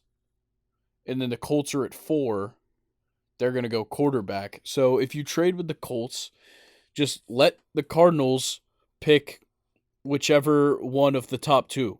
Jalen Carter, Will Anderson. Whichever one, let them have it. I'd probably wait to do this trade after the combine. Maybe one of those guys emerges as a better option than the other. But with J.J. Watt retiring, the Cardinals need to replace him. It kind of only seems right to go with a true lineman. I see Will Anderson as a little more of like an outside linebacker, pass rusher. I think you get Jalen Carter if you're the Cardinals. And I think Will Anderson fits very well for the Bears. So I think that, either way, they're great defensive players. I think that in that order, they fit the best with their teams. Yeah, I like that. Do you think the Bears would acquire? Do you think they should trade for? It'll probably, because it's just a top 4 swap, it probably won't be much, but they could maybe try and pry a player out of them, but I think they'll just maybe try and get like a second round pick out of them. Yeah. All right. A little bit of coaching news. The Texans are requesting to interview 49ers passing game coordinator Bobby Slowick for their vacant OC job to coach under D'Amico Ryans. And Slowick was very impressive. Obviously, their passing game was a big part of this offense. Coaching through 3 different starting quarterbacks is extremely impressive. And as the passing game coordinator, Bobby Slowick did a great job. Yeah, I don't know. It's kind of strange thinking of like it seems like all of the guys who come out in like the coaching world have to know or be acquainted with one of the top coaches of like either the last generation or like the current generation, but older. You know what I mean? Yeah, Like I think the reason that Tomlin got his job is Tony Dungy completely vouched for him on the Buccaneers. Tony Dungy was the head coach of that Super Bowl winning team, and sure enough, Tomlin ended up with the Steelers. Um, and you have other guys like Brian Flores and Matt Patricia coming under the Bill Belichick tree. They've both kind of spread out and done their own things. So yeah, it's kind of interesting. And who knows? Maybe this Slowick guy, I've never heard of him before, but who knows? Maybe he could be like the next young coach of the league from the Kyle Shanahan tree. yeah, we'll have to see because this Shanahan tree goes deep, man. Obviously Shanahan wasn't the head coach on this team, but that Redskins team where what it was McVay, LaFleur, and Shanahan, as well as Mike McDaniel, all coaching under Mike Shanahan, Kyle's dad. Oh wow, a lot of coaches. I never knew that. Yeah, and if we I want liked to talk Mike coaching Shanahan. trees, man, don't get me and Brock started on Nick Saban's because it is ridiculous. Lord, yeah. All right, two more things. Nick Bosa had a little funny quote. He was talking to the press, and um, one of the reporters asked him about Hurts versus Mahomes in the Super Bowl, and Nick Bosa, with an extremely warranted answer, said, "That'll be a good battle that I won't be watching." Yeah. Shout out to Nick Bosa for that response. Yeah, I think that it should be a little bit more implied that if you lose in the NFC Championship game, you probably don't want to watch the Super Bowl. No, no, not at all. I don't blame him at all. I mean, he's going to miss out on an awesome halftime show, though. That's That's what I'm true. looking forward to. I haven't So am really I. kind of in the same boat. I'm not really that into the Super Bowl, and the Steelers aren't in it. I'll watch it, but if I'm not really at like a Super Bowl party, I'm not really going to be, paying attention to the game. And even if I'm at a Super Bowl party, I'm just going to be kind of, partying. Of course, I love football. Don't get me wrong. But I am that petty Steelers fan. So yeah, I don't really pay attention to the Super Bowl much either. Yeah, and before we get to this last piece, I did see something earlier today about the other Bosa brother, Joey. Obviously, the entire internet saw the videos of the Eagles fans heckling him in their stupid Oh yeah. Philly accent. Yep. Bosa, Bosa. But yeah, that video's So hilarious. good. But Max Crosby, I believe he was on Bussin' with the Boys the other day. Maybe it was today's episode. And he called Joey Bosa a crybaby for complaining about the refs and the offensive line holding him. The quote is, "Shit like that is so weak to me. You're going to get held. I get held all the time, but I'm not going to double down and look like a fucking crybaby." I I love Max mean, Crosby, first off.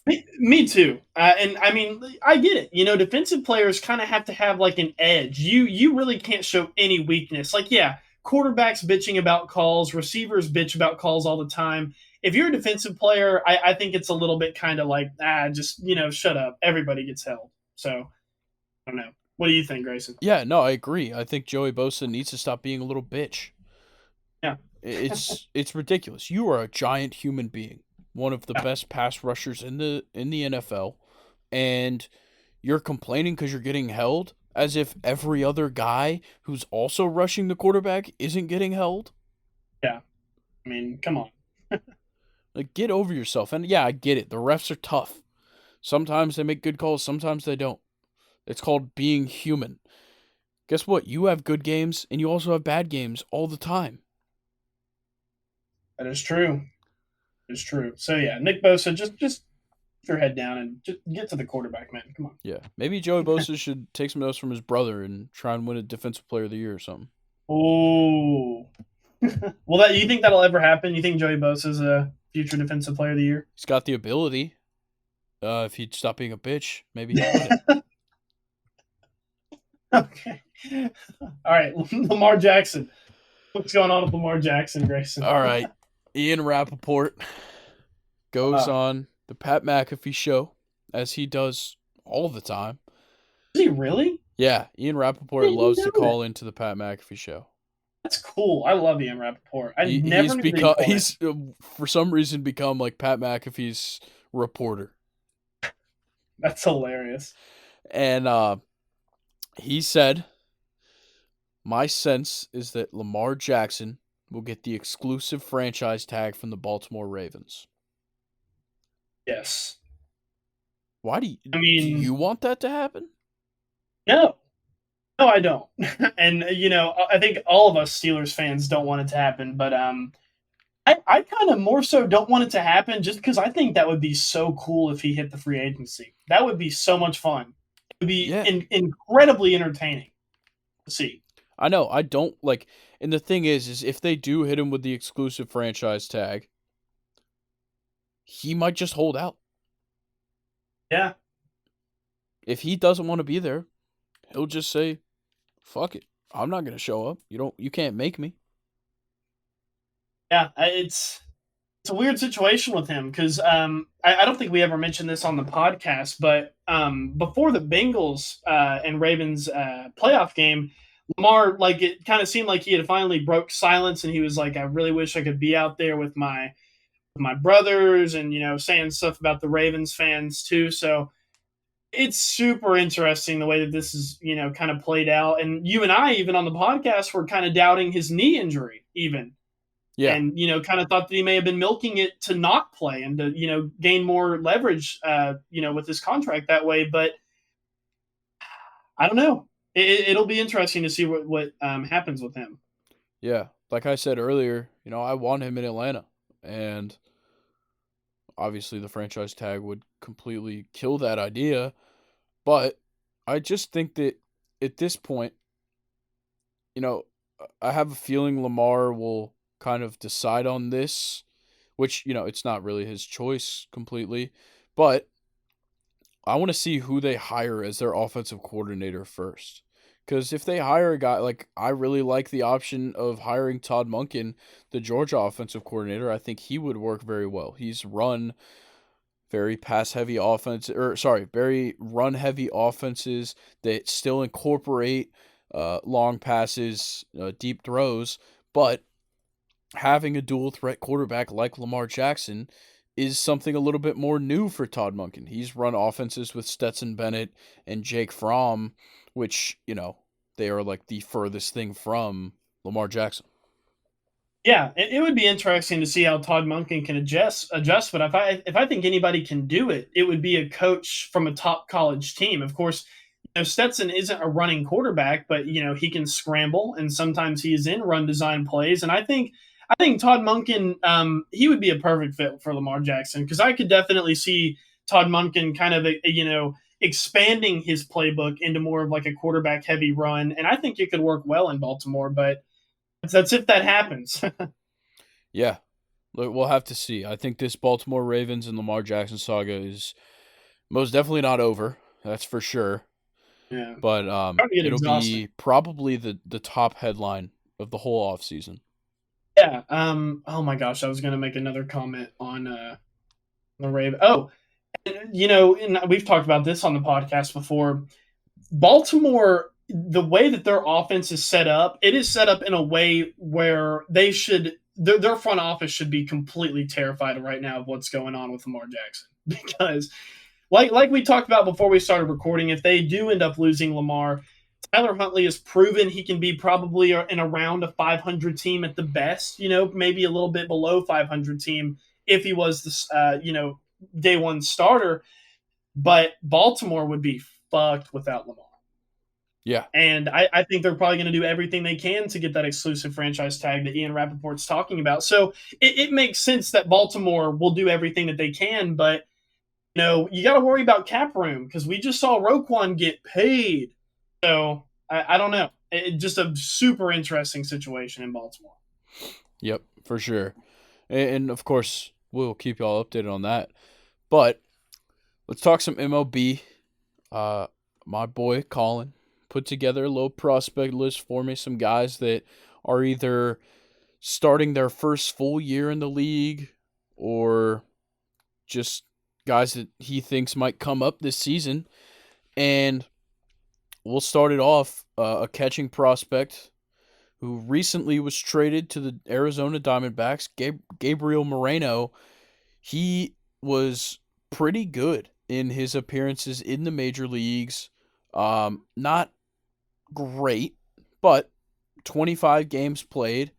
He batted 319, got himself a home run, one double. But when it comes to him, he is obviously a great bat, solid defense behind the plate.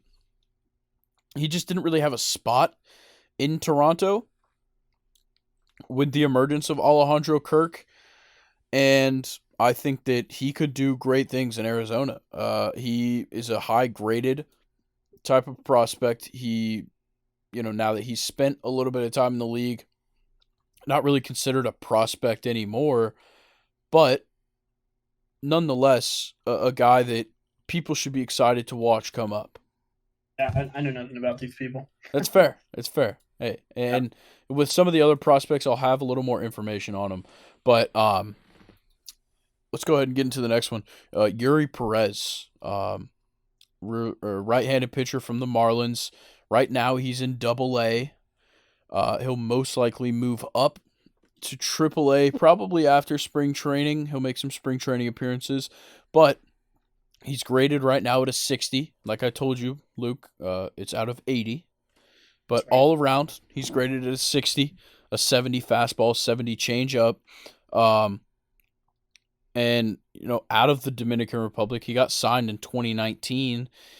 He was only, that was 4 years ago. He was a 15-year-old. Wow. And he's added 4 inches to his height and 45 pounds. And Dang. I think that, doing that is going to make a huge difference for him as he continues to develop. He's only 19 years old. I am less than a month older than this guy, which scares me. But nonetheless, the guy throws heat. His fastball's sitting at 94, 97, peaks at 100. Hmm. And it plays even better than its velocity because it's got some solid vertical break, and it has a little bit of arm side run. So the fastball is flames, and then he's got an upper 80s changeup that's nasty. A 61% swing and miss rate on that changeup, ridiculous. And upper 70s curveball, mid 80s slider that it does need a little bit of work, both of those pitches, but I think if he can get his control up a little bit as he's moving up, once he hits the league, he's going to be a fantastic piece for the Marlins. He sounds like a little badass. Oh yeah, dude. And last season, uh let's see, 2022, he was in single A and double A, but in double A, he was 3 wins, 3 losses, a 4.08 ERA, which isn't fantastic, but 17 starts is great. Looking at a hits per 9 innings of 7.4, only giving up 1.1 home runs per 9, and a strikeouts per 9 of 12.7. That's some fantastic stuff. Yeah. I mean, he sounds awesome. All right, let's get to a guy that I absolutely love, and I know Colin loves him. That's why he put him on this list. Is Corbin Carroll, 21 years old, coming up with the Diamondbacks, the second Diamondback of the list, and he got 32 games in the majors last year, batted 260, so a little bit lower than what we expect from a guy who, in the minors, spent a little bit of time in rookie ball last year. Literally had played 2 games in rookie ball, and then they moved him up because in those 2 games he had 6 at bats, 3 hits, 2 runs, 1 home run. He also got walked twice. And then goes to Amarillo, straight up to Double A from Rookie A. Plays 58 games there. Bats .313. Dang. Hits himself 16 home runs in 58 games, 39 RBIs, 20 stolen bases. And all of a sudden, Corbin Carroll finds himself in AAA, his third move up in 2022. And the stats lowered a little bit. The difference between double A and triple A is tremendous, but nonetheless, 287, 7 home runs, 22 RBIs, 11 stolen bases. This guy looks unstoppable. And that's why he comes in at the number 2 prospect in these MLB preseason prospect rankings. A 65 hit tool, an 80 run tool. So he's just got wheels. He's smart on the bases. He doesn't get caught stealing much. He is ridiculous. And then he plays center field as good as anybody.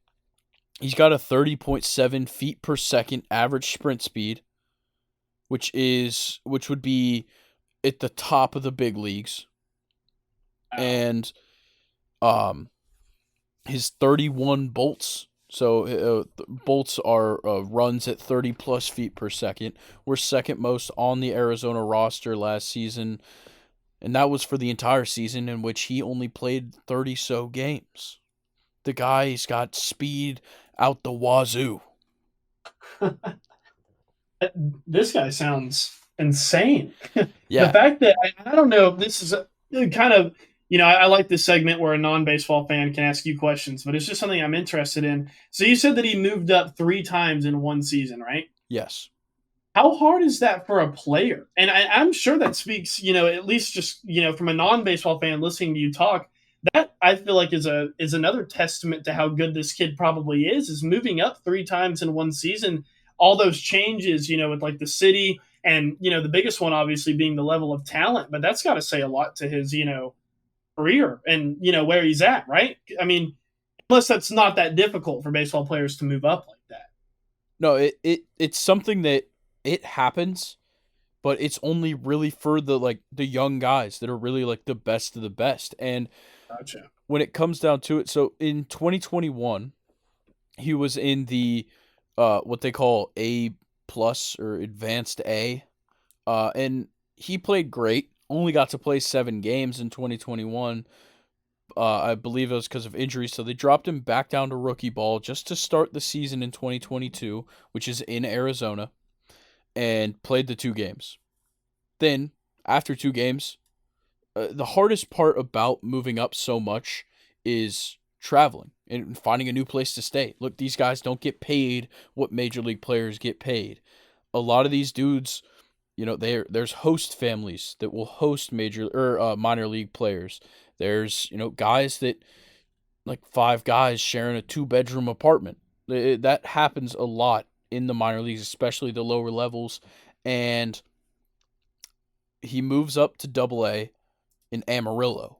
So he goes from Phoenix to Amarillo, plays 58 games, then has to go to Reno to play Triple A.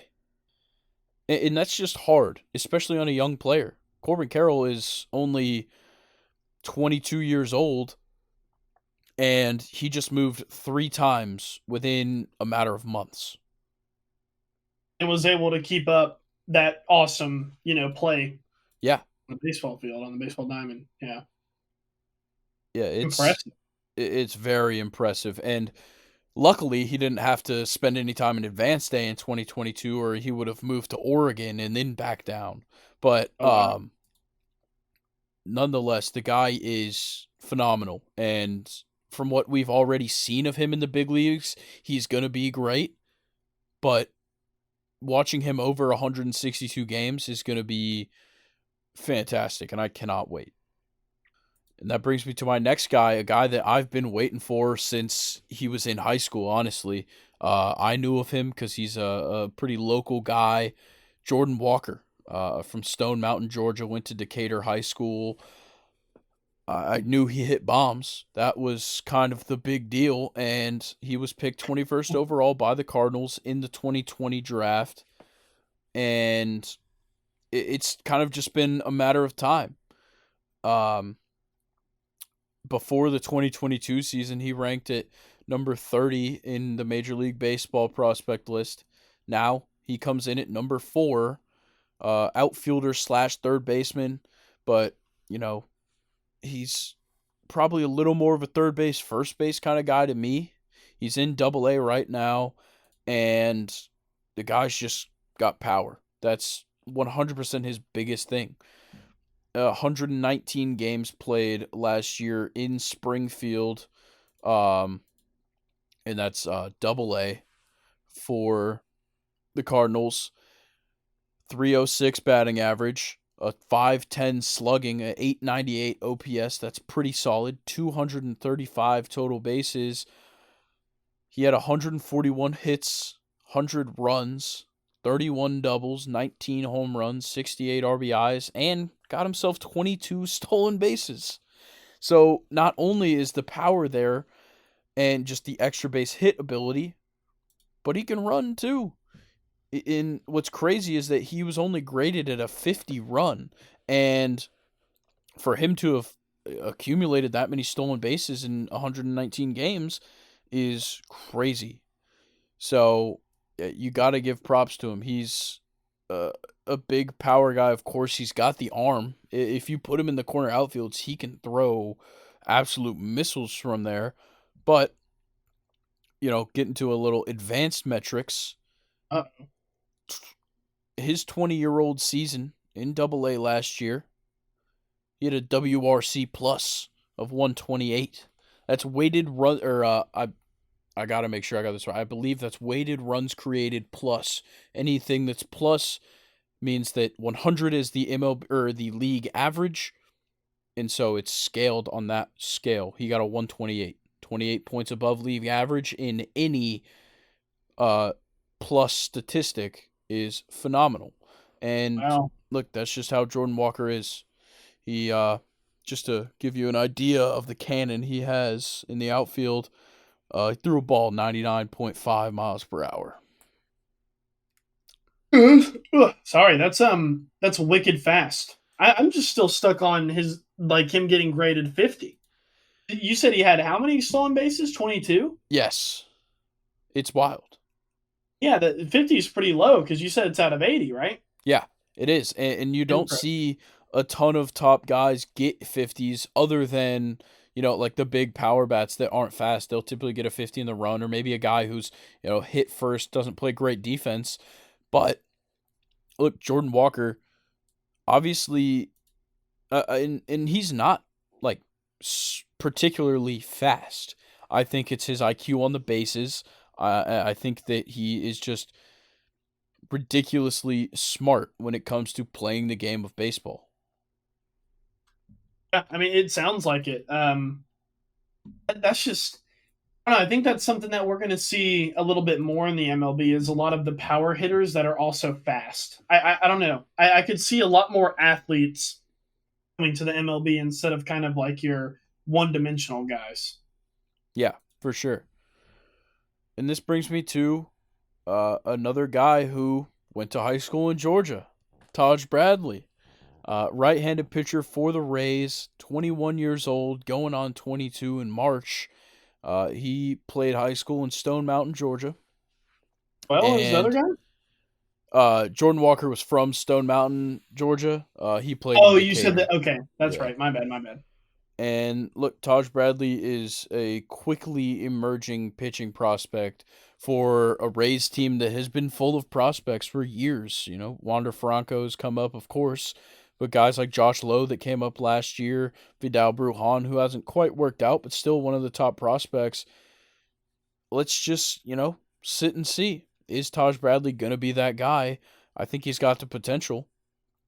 Look, he is a little bit more of a little less of a strikeout guy than the Yuri Perez, the other pitcher we've talked about already. In 2022, in his time in AAA with the Durham Bulls, he only put up. He had a 8.1 strikeouts per nine, a total of 53 strikeouts, but he limits the runs a little bit better than most. A 3.66 ERA is not great by any means, but I think what he excels at is, um, longevity. 12 games, 12 games started, 59 innings pitched. That means he's going, you know, at least five. And in the minors, that's relatively good.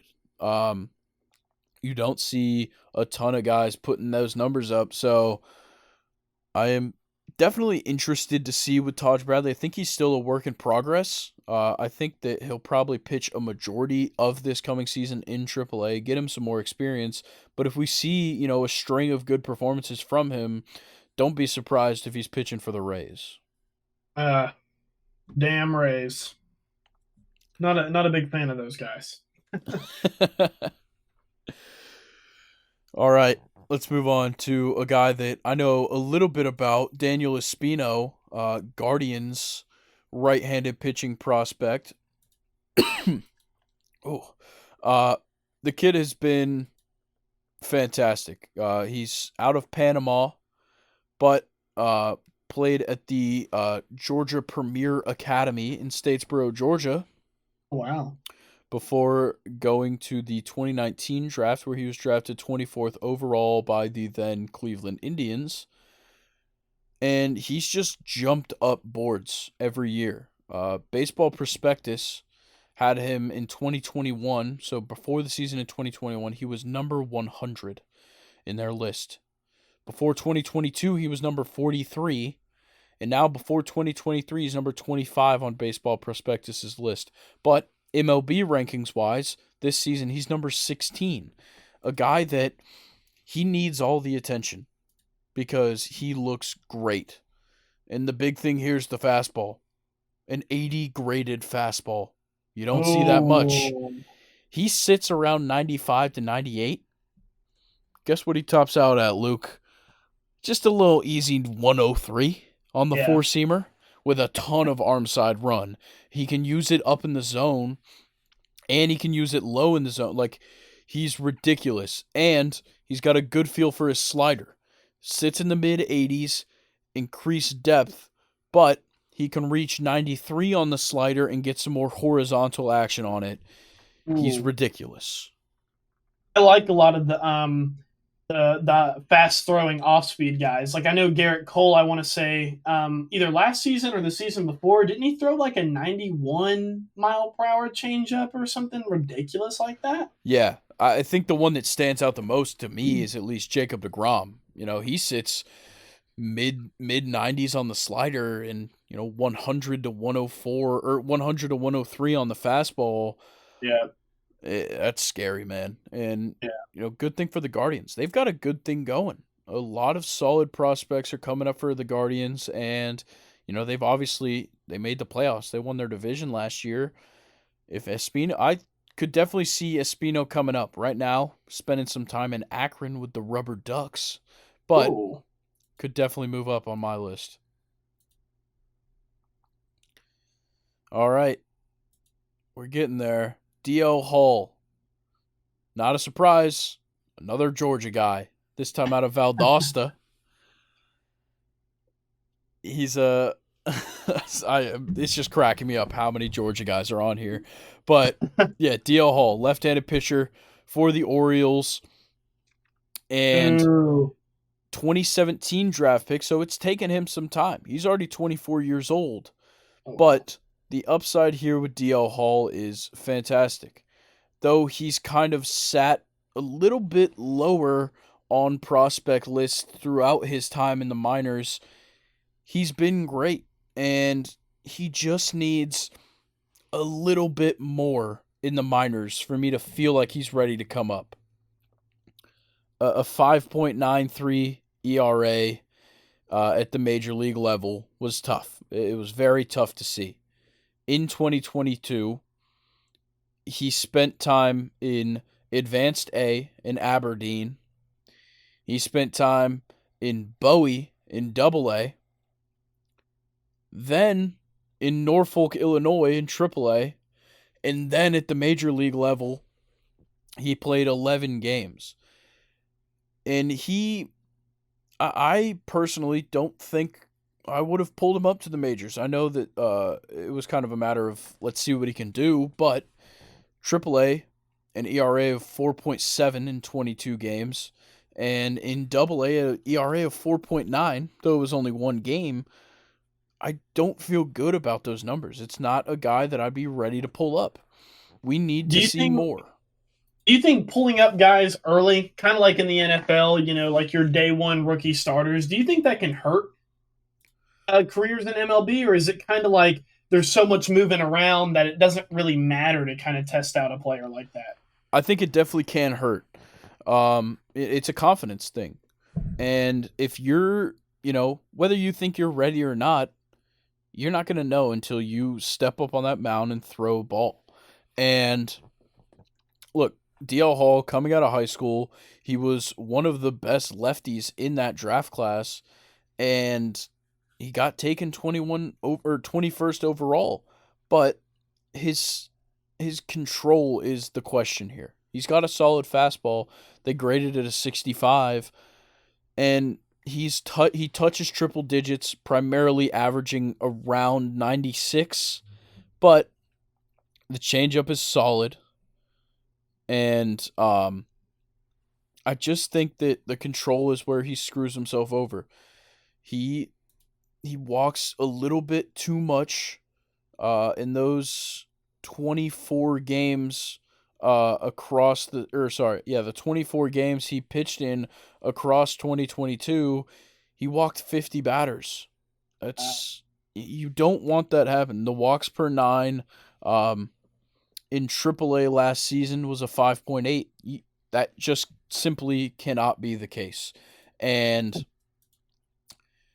he just needs better results. Work on the control, maybe even slow down. You don't have to throw as hard as you can if you can't control it. It's something that the greatest pitchers of all time have had to deal with. Randy Johnson, he had bad control, so he kept, throwing his arm out trying to blow it by people, and then, all of a sudden he gets it to work. Same with Nolan Ryan. Both of those guys had control issues. But I think with DL Hall, his issue here is that it's not like he's just barely missing the mark. His control issues come in high pressure situations, and that's where he needs to work on it. To me, it kind of sounds like a Aroldis Chapman. I mean, there was nothing worse as a Yankees fan to see Aroldis Chapman start to slip, because when he started to slip, it was, I mean, horrible. And I don't know, is that kind of like a common theme with a lot of the hard throwing, pitchers? Is that they seem to, when they're rattled or they're starting to lose control, that it's just way worse. Yeah, it is. That's kind of the toll that comes with throwing a ball so goddamn hard. Is so much of your body's mechanics go into throwing the ball, of course. But if the accuracy isn't there, it doesn't matter. And it's hard to be accurate when you're putting so much pressure on your body to perform. So, yeah, it is a normal problem. Aroldis Chapman is a great example of it. Yeah. Have you ever seen the sports science on Aroldis Chapman before? I'm sure I have. I don't remember it too well. It Enlighten just me. kind of it just kind of goes into a lot of the pitchers that you've mentioned on this list, and it's just crazy to see how fast the game is growing. But I remember this sports science came out when Aroldis was on the Reds, and I don't know the exact years, but obviously that would have been a while ago, right? And he actually made the comment that Aroldis Chapman might be the hardest throwing human that's ever lived. And this, like I said, was when he was on the Reds. Wow. Now you're talking about all these podcasts. I want to say every pitcher you mentioned on this list can hit triple digits, and that's just kind of it's just crazy to see how the game is growing, especially pitcher wise. All of them can throw hard. It seems like these days. Yeah, it's because of how the game has changed. Like you said, we see guys like Jacob DeGrom and even Spencer Strider coming up now. They can consistently throw 100 miles per hour over the course of 7 innings. Yeah, And so guys are like building their bodies to withstand that, unlike guys did in the past. Guys like Greg Maddux, one of the best pitchers of all time, he barely hit mid 90s. He was just a finesse guy. But, it's power over everything on the pitching and hitting side in baseball. And look, if you're throwing 100 and the guy's swinging and missing, you're going to look real good. Yeah. All right, let's get into the next guy, Ellie De La Cruz, a kind of a utility infielder, but primarily a shortstop in the Cincinnati Reds minor leagues. He's 21 years old, out of the Dominican Republic, and the guy is just awesome. He's got a bit of an Onyo Cruz build when it comes to his size, 6'5", 200 at the shortstop position. Wow. Yeah, a true giant, but the kid's solid. A 20 or sorry, a 60 power grade, a 70 run grade. He's got the wheels, he's got the arm, a 60 grade there as well. And it's just kind of a matter of when. They're saying he's coming up this season, and this would be a great time. The Reds suck. Just no ifs, ands, or buts. They are bad. But Ellie De La Cruz really proved himself when it came to this past season in the minors. In 2022, he spent time in Advanced A and Double A. Now he's made the jump to Triple A in the offseason. So he'll start the season in Triple A, but with the Chattanooga Lookouts, a team that's rather accessible to me and Luke, he I've been to one played. of those games. I've been to a few now. I love it. He batted 305 in 47 games, a 910 OPS. He hit 8 homers, which isn't much, but he's not a big power guy. It's the 17 doubles, 19 stolen bases, 16 walks. He struck out 64 times, a little bit high on the strikeout numbers, but still batting over 300 with those strikeout numbers is ridiculously good. Yeah, I just can't get over 6'5" at shortstop. I don't know. Is that something that, as like a scout, you would want to look for? No. I mean, I'm sure. Yeah, I was about to say, like, I'm sure you could argue, he can cover a lot of area. I mean, he's 6'5". He can go vertical. I'm sure he can dive. But like, I don't know. That's not what shortstops usually look like. Yeah, it's not. And we're starting to see it a little bit more. Guys like Onyo Cruz, he came up, but now they don't want to play him at shortstop in Pittsburgh. They're playing him a little bit more in the corner infield, mainly at first base. And look, the kid can chuck across the field. He Yeah. can. I'm pretty sure he hit in the hundreds across the diamond, but he's inaccurate. It's just like what happens with the flame throwing pitchers. They get inaccurate, and it just happens. Hopefully that won't be the case. But last year, in 2022, he had a fair amount of errors, and that's just not what we want to see whatsoever. But regardless, I think Ellie De La Cruz will come up this season. I think he'll be fantastic. And just to talk about like the strides he's made, so the the pre 2022 Major League Baseball prospect list had him listed at number 76. Now, going into 2023, he's ranked number 10. That is Wow. a huge jump for Ellie De La Cruz, and I can't wait to see him come up. I got a feeling it'll be this year. Yeah, a 6'5" shortstop. I mean, I can't wait either. Of course, I'm not into the prospects, like you and Colin are, who made the list, but like, I don't know. That'd be kind of fun to see a 6'5" shortstop in the MLB. Yeah, for sure. And let's talk about a guy who is pretty young. Um, he got drafted in 2018. That'd be Logan O'Hoppe for the Angels. Originally drafted by the Phillies in the 23rd round of the 2018 MLB draft. And he's really had to grind it out. Started out 2018 rookie ball, 2019 in lower A. Um, and then spent a little bit of time in the Australian Baseball League in 2020, and then comes back after the pandemic. He's playing in the Jersey Shore in for the Phillies organization, the Jersey Shore Blue Claws in the Advanced A division.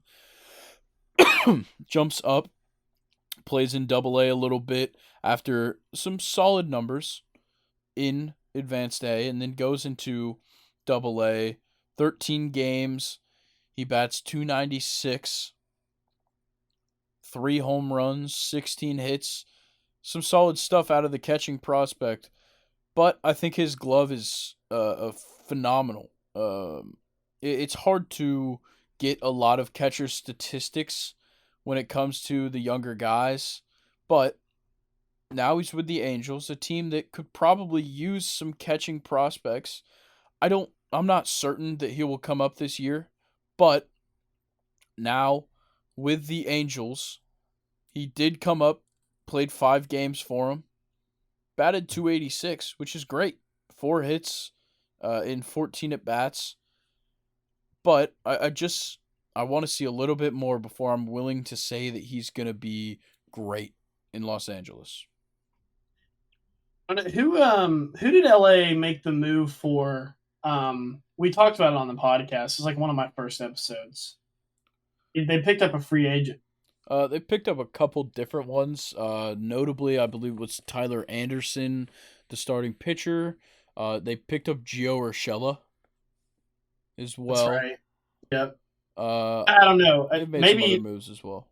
yeah. Maybe this prospect. I don't know if he somehow makes it into the MLB. Gets brought up to play for the Angels. Angels, they're one of those teams where it's about time, for them to do something. Or Mike Trout's going to be out of there. So I don't know. Maybe he can come and help out with that if he ends up proving himself. Yeah, especially with the Shohei situation right now, because it it looks more and more like he's gonna leave. Like every week, it seems like he's further and further away from staying with that team. And now, like, they decide not to sell the team. A bunch, like, all this off-season stuff with the franchise, or with the with the franchise itself. But it's look, Los Angeles, or Anaheim in specific, has been very bad.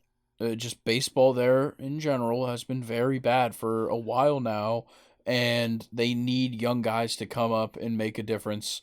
And hopefully Logan O'Hoppe can be that at the catcher position. All right, and that brings us to our next, and that's Gunnar Henderson. Gunnar Henderson is fantastic. He is the number one prospect in the MLB right now. Orioles, third baseman slash shortstop, 6'2", 210, 21 years old, bats lefty, throws righty. He can really do it all. He grades overall at a 65, a 60 hit tool, 65 power, 55 run, 70 arm. The guy is fantastic, and I think with the youth that's coming up right now in the Orioles farm system, with Adley Rutschman coming up last year, having a great first season. Now Gunnar Henderson's coming up. We already talked about DL Hall. There's other guys. Grayson Rodriguez is another one. He comes in at number 7, a guy that we didn't include on this list, but definitely deserves some shine. There is a ton of talent coming up in the Orioles farm system, and Gunnar Henderson is 100% leading the way. He's been amazing, and he has Gold Glove potential at third, honestly, and looks like it looks like he'll probably come up pretty early in the season if he doesn't start the season there. And I've got the highest hopes for Gunnar Henderson right now. He is a fantastic player.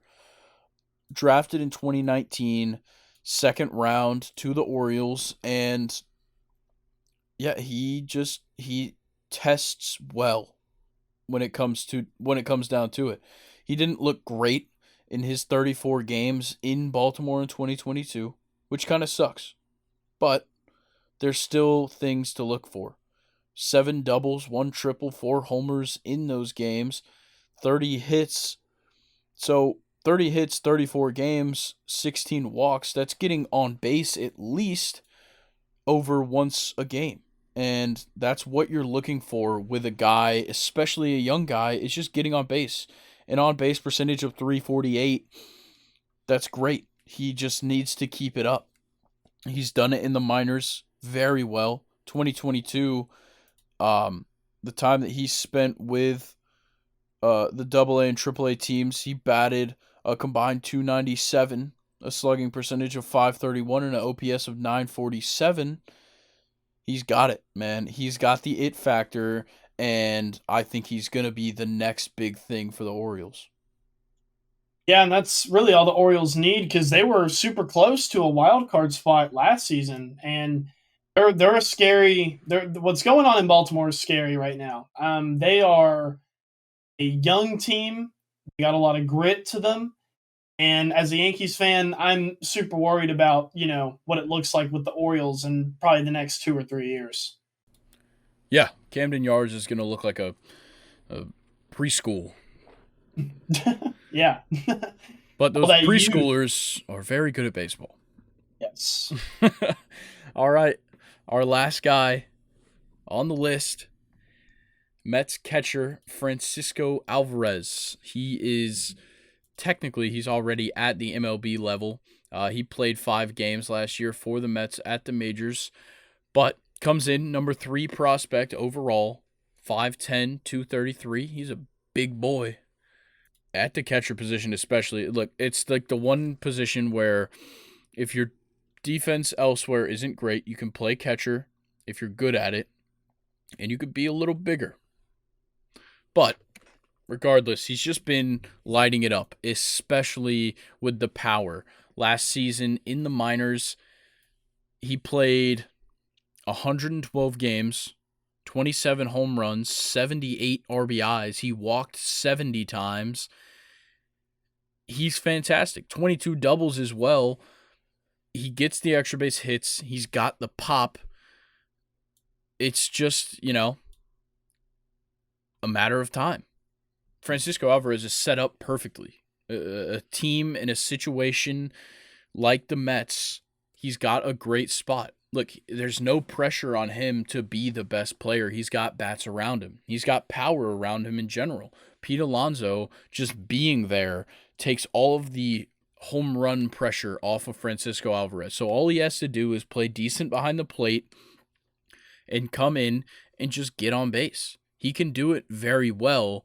He didn't show it all that well in those 5 games last season, but there's a lot to look forward to with Francisco Alvarez, and it's especially that power.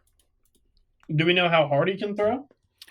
I haven't looked at any kind of pop times, but his arm is only rated at a 55. But when it comes to the hitting side, a 55 hit tool and a 70 power tool, you don't see a 70 power tool all that much with prospects. All right, Interesting. Interesting. it's going to round it out for the minor leaguers, but we're going over a little bit. We'll quickly run through this quick MLB news thing. Actually, you know what? No, we're skipping the MLB news. We got to talk transfer deadline. We've run this on way too long. Quickly, Bayern Munich midfielder Marcel Sabitzer on loan to Man U. Fantastic move. Your thoughts, Luke?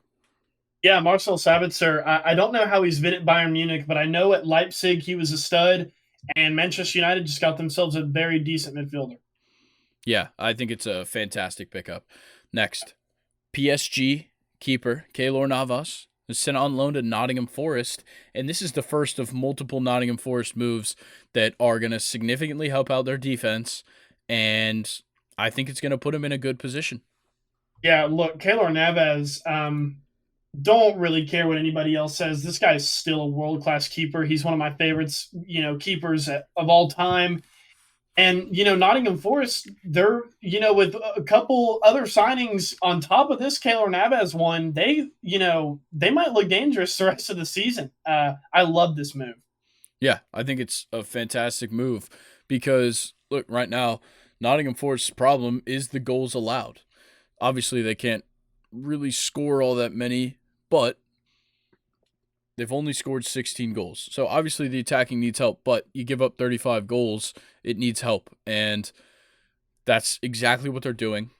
They're addressing their needs. And as a team, I believe this is their first season back in the Prem, right? After a Yeah, while. I believe so. So, a pretty historic club in general in England.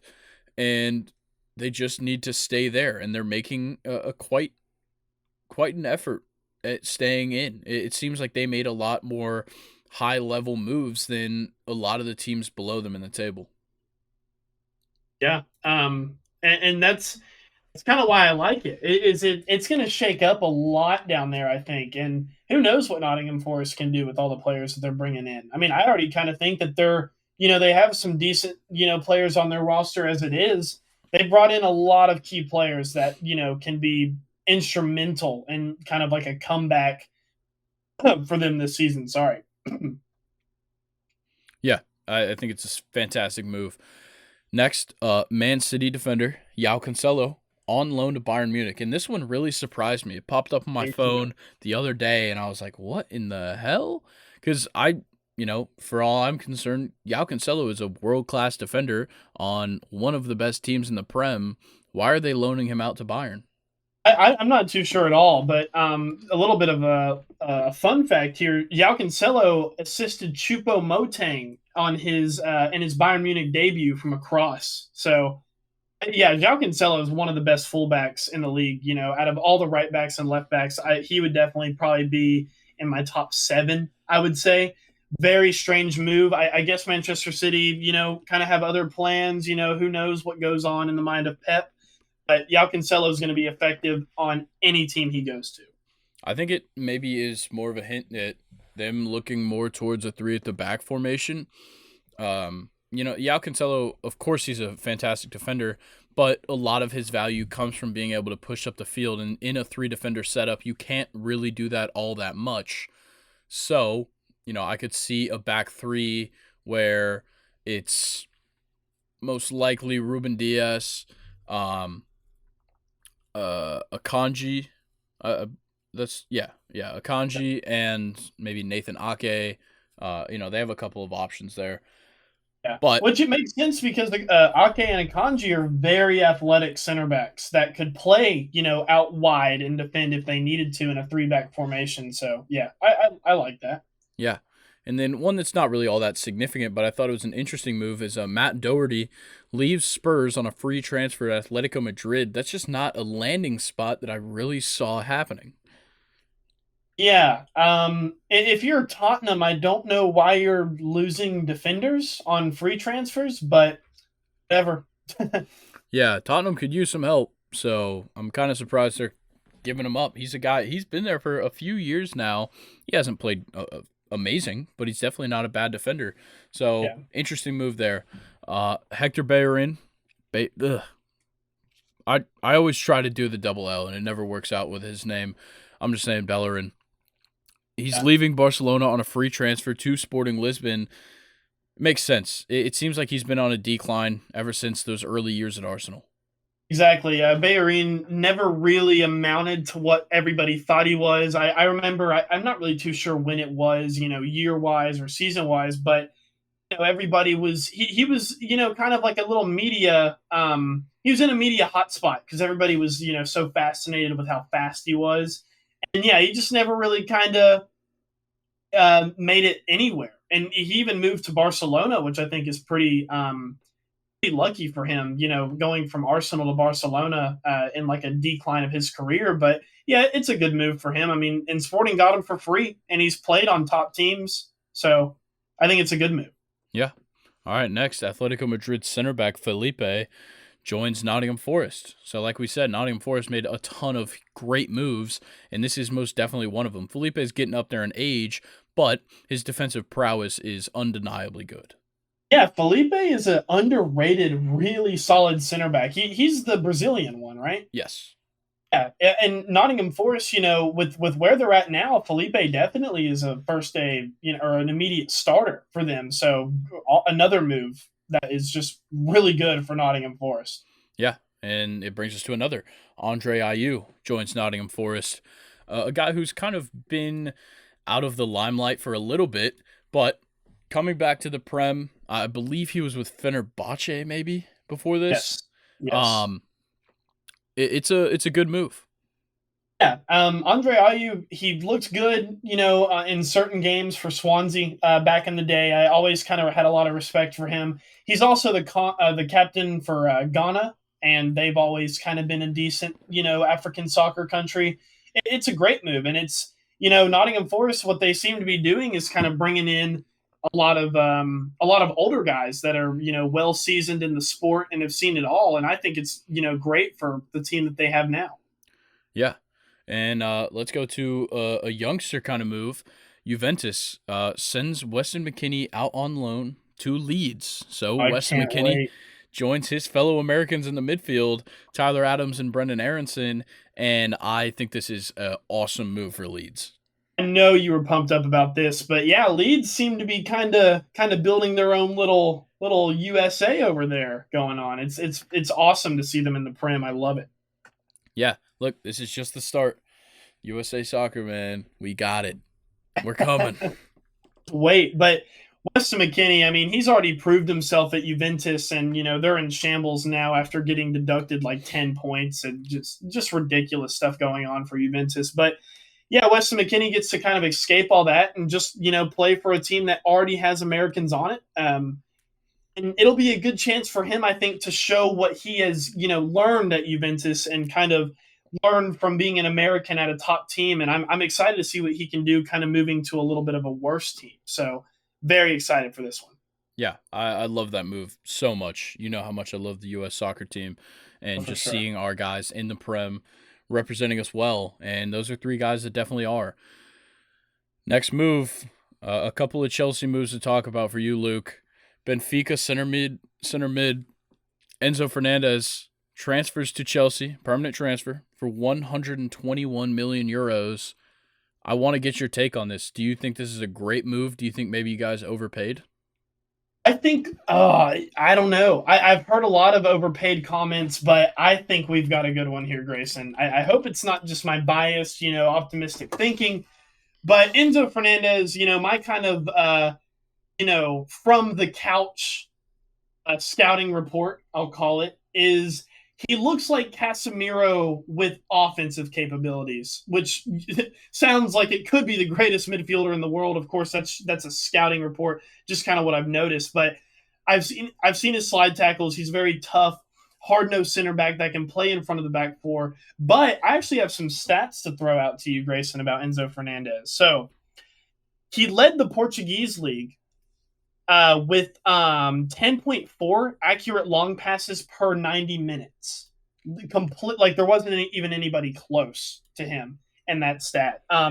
Also, that same stat transferred to the Champions League. He was second best, only behind Tony Cruz. Interesting. So, yeah, another good stat there. And as far as just regular passing, just in general, not long passing, 92.8 accurate passes per 90, which was also by far the best in the Portuguese league. And like I said, he has very hard-nosed defending, tackling capabilities. I think Chelsea got a very good one. And personally, I don't think we overpaid. Yeah, I think people are saying he's overpaid just because he was kind of valued in like the 50s to 70s. And I think that the big deal here was that it was, a full transfer. So that's why it costs a lot of money. And he's a young guy. He's 22. He's coming off of a World Cup victory with Argentina. In 2021, he won the Argentinian league with the River Plate. Now he's been with Benfica. He's really showed out. And I think that it's a great move, honestly. Yeah, super excited for him to take the field. I think he'll probably get subbed on against Fulham, but we'll get into that later whenever we cover the Premier League. But yeah, Enzo Fernandez, I am very excited about him. But shout out to Benfica. I saw this stat a couple days ago, Grayson, where in the last 4 years, Benfica have had 3 players get signed to other teams for transfers that were over 100 million euros. Wow. Had Darwin Nunez, João Felix to Atletico Madrid. Darwin Nunez obviously went to Liverpool, and now Enzo Fernandez to Chelsea. So pleasure doing business with Benfica. They have been awesome. Yeah, and two of those guys are on your team now. Exactly. Yeah. All right. Next one, Arsenal.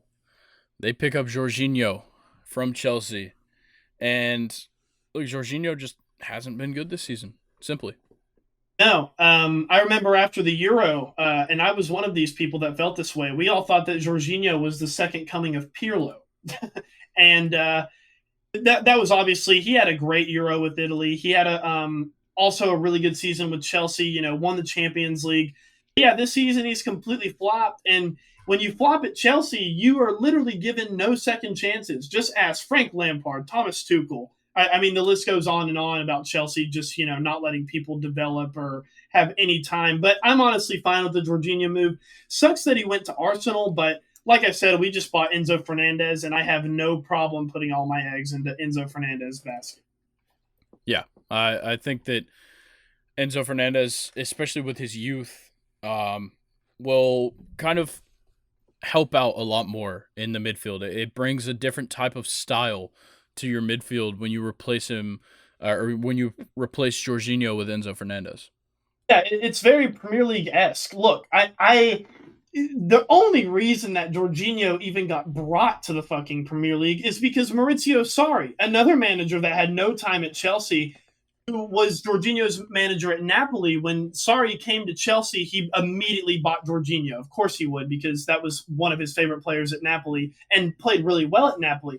Jorginho was never built for the Premier League. He's slow as hell. He can't really body or defend anybody. He's just kind of there to pass. And if you're just a passer in the Premier League, you're going to get your shit rocked, because the Premier League players are built like I almost said warehouses. I meant to say wardrobes. But yeah, Jorginho just was never a fit. And the only reason he got brought to Chelsea was because of that one manager. I am totally fine losing him to Arsenal. Yeah, I think that now that he's gone and you bring in Enzo Fernandez, your midfield is going to look really good, especially when N'Golo Kante comes back. Yeah, and one more thing that I wanted to bring up is Enzo Fernandez is kind of that new style midfielder that everybody's going for. You want someone that can defend but is also very tactical. And look, I mean, I didn't really have any defending stats, but he's made a lot of great slide tackles that I've seen in highlights, and the passing is there. That's what you want in a Premier League, CDM these days, is someone that can pass and someone who's tough. That's Enzo Fernandez. Yeah, and it looks like Conte is going to be a little bit longer. He's looking at maybe early March to come back. And then Mateo Kovacic, they're hopeful that he will return against Fulham, but he'll miss the game most likely. We'll see. Yeah, But I have some big names that are coming back for Fulham whenever we cover that. So all right. Well, then let's talk about the Hakeem Ziyech deal. You know a little bit more about this than me, but it appeared he was going to go on loan to PSG, and then all of a sudden he's not. yeah, I'm excited to tell this to you, because we did not really talk about it before we started recording. So I'm going to go ahead and I'm going to start it this way. Chelsea, even though they are my favorite team in soccer, that is, unlike the Steelers, Chelsea are completely different. There really is no history to Chelsea. Also, the front office of the Steelers is a little bit more stable than Chelsea, as far as managers and just anybody in that kind of era. So it's really easy for me, or not area. It's really easy for me to pick out Chelsea's flaws and stuff, even though they are my beloved soccer team. And this Hakeem Ziyech it just completely goes along with the whole idea that Chelsea are a pretty immaturely ran soccer team. Grayson, are you ready for this? Yeah, I'm all ears. Hakeem Ziyech flies into Paris, fully expecting to leave Chelsea permanently, even though it was a loan deal, right? I mean, he knew it was just a loan, but both parties kind of knew he was probably going to get signed afterwards. He gets to Paris, and PSG are looking through the paperwork, and some of it's missing or not filled out by Chelsea's end. So Hakeem Ziyech is stranded in Paris, and the transfer window ends. That is ridiculous. I wish I had knew that. That's so crazy. Yeah, so the transfer window ended, and obviously PSG appealed it, but the league is it's one of those where they're all kind of against PSG because they're already so damn good, and of course they denied PSG's appeal. So Hakeem Ziyech, for him, I'm sure he's probably like furious with Chelsea Yeah. because who wants to be at Chelsea right now? They're bringing in all these different players, right? Just spending all this shitload of money. They're in 10th place. I'm sure he was thrilled to go play with Messi and Mbappe and Neymar, stranded in Paris Yeah, because of it's paperwork that wasn't filled out on Chelsea's end. It's insane. yeah, that's crazy. Yeah. How does that happen? I have Honestly, no like idea. how many other times have you done that paperwork? Yeah, especially this season, right? I mean, Chelsea have spent over 500 million euros on players. I'm sure they've had to fill out the same type of paperwork. It's boggles me, man. Yeah, that's crazy. But let's go ahead and get into the weekend preview. Chelsea Fulham on Friday. So today, as you're listening to it, I think this is actually going to be a really good game. Yeah, you got 10th versus 7th place here, and going back to the injury report of Chelsea, you were kind of talking about it earlier. Reece James, Raheem Sterling, and Ben Chilwell are all back this week, which is great news for Chelsea fans. And I think I don't know what it is, but there's a certain positivity, with all of these signings. We're going to see Enzo Fernandez as a sub. Hopefully, Mudryk is going to start his first game. And I think Chelsea wins this 2-0. That's my score prediction. I think there's a lot of good things happening, and this is where it'll turn around for Chelsea. I think it's going to be 1-0 Chelsea. Okay, I like it. Who's going to score? Oh, see, I don't know if Enzo Fernandez was starting, I'd say he'd assist the goal. I don't know, man. You know what? Mudryk's gonna score his first goal. I like it. I think he'll score twice. Wow. All Dude, right. I'm telling you, my stake your claim from last week stands. This guy's better than Hazard. All right. We'll see. And then with Saturday, when it comes to the Saturday's matchups, there's not really any good ones. It's a lot of top table versus bottom. Everton, Arsenal, to note one, Man U versus Crystal Palace, Liverpool versus Wolves, Newcastle versus West Ham. It's not a great Saturday, but we get into Sunday, and there's two matches that are very good. You got Nottingham Forest versus Leeds. Nottingham Forest, of course, making a bunch of great acquisitions. And then Leeds picking up Weston McKennie. I'm interested to see what happens. Both of these teams are, 13 and 15 respectively. They've both got to get it in gear, and maybe we see one of these teams that wins this game emerge as somebody that's going to start climbing. Yeah, I like how you put this on our prep sheet this week because you're right. It is a 13th versus 15th, position game, but like it is so much better than that because both of these teams are in a position where it's make or break time, right? Your last chance to sign players for this season has ended, and both teams have brought in, Leeds obviously brought in Weston McKennie. He'll be instrumental. And Nottingham Forest brought in, three guys that'll probably be instrumental and be immediate starters. But, going back to it, both of these teams are in a position where they probably need to start all of these signings immediately. And I know a lot of teams don't really do that. Like, Chelsea sat Mudryk in his, first start. Of course, he came on as a sub. But, you're 13th and 15th. And I think it can make for a really great game. And I think both of these teams need to be aggressive and just play all their new signings. Yeah, and sometimes, when you're that low in the table, sometimes those games are better than others. You're fighting for your life down there. Sometimes that's better than like a 1 versus 2 matchup. Yeah, maybe you're playing for first place, but these guys are fighting to stay in the Premier League. Yeah, I'm going to go 2-1 Leeds. I'm, interestingly enough, from what I said earlier about this game, I think it's going to be 0-0. Okay. I think Nottingham Forest adding these defensive players is going to be huge for them. I'm not too sure who all is going to be eligible, but, we'll see. But I think that adding Keylor Navas and adding Felipe in the defense is going to be a huge help. Leeds doesn't have the best attacking prowess. And then for Leeds, yeah, you can add, a midfielder, but is it going to change the issues you're having with scoring goals? Yeah, that's a very good point. All right, Sunday, Spurs versus Man City. A what? Where's Spurs at in the table? They're five, so a top five matchup. Spurs looking to possibly jump Man U if Man U loses to Crystal Palace, which probably won't happen. But Spurs is trying to keep it close and maybe make it into the Champions League. Yeah, it's just I don't know. Spurs are definitely they're top five. They're a good team. But Manchester City, and we've talked about it before.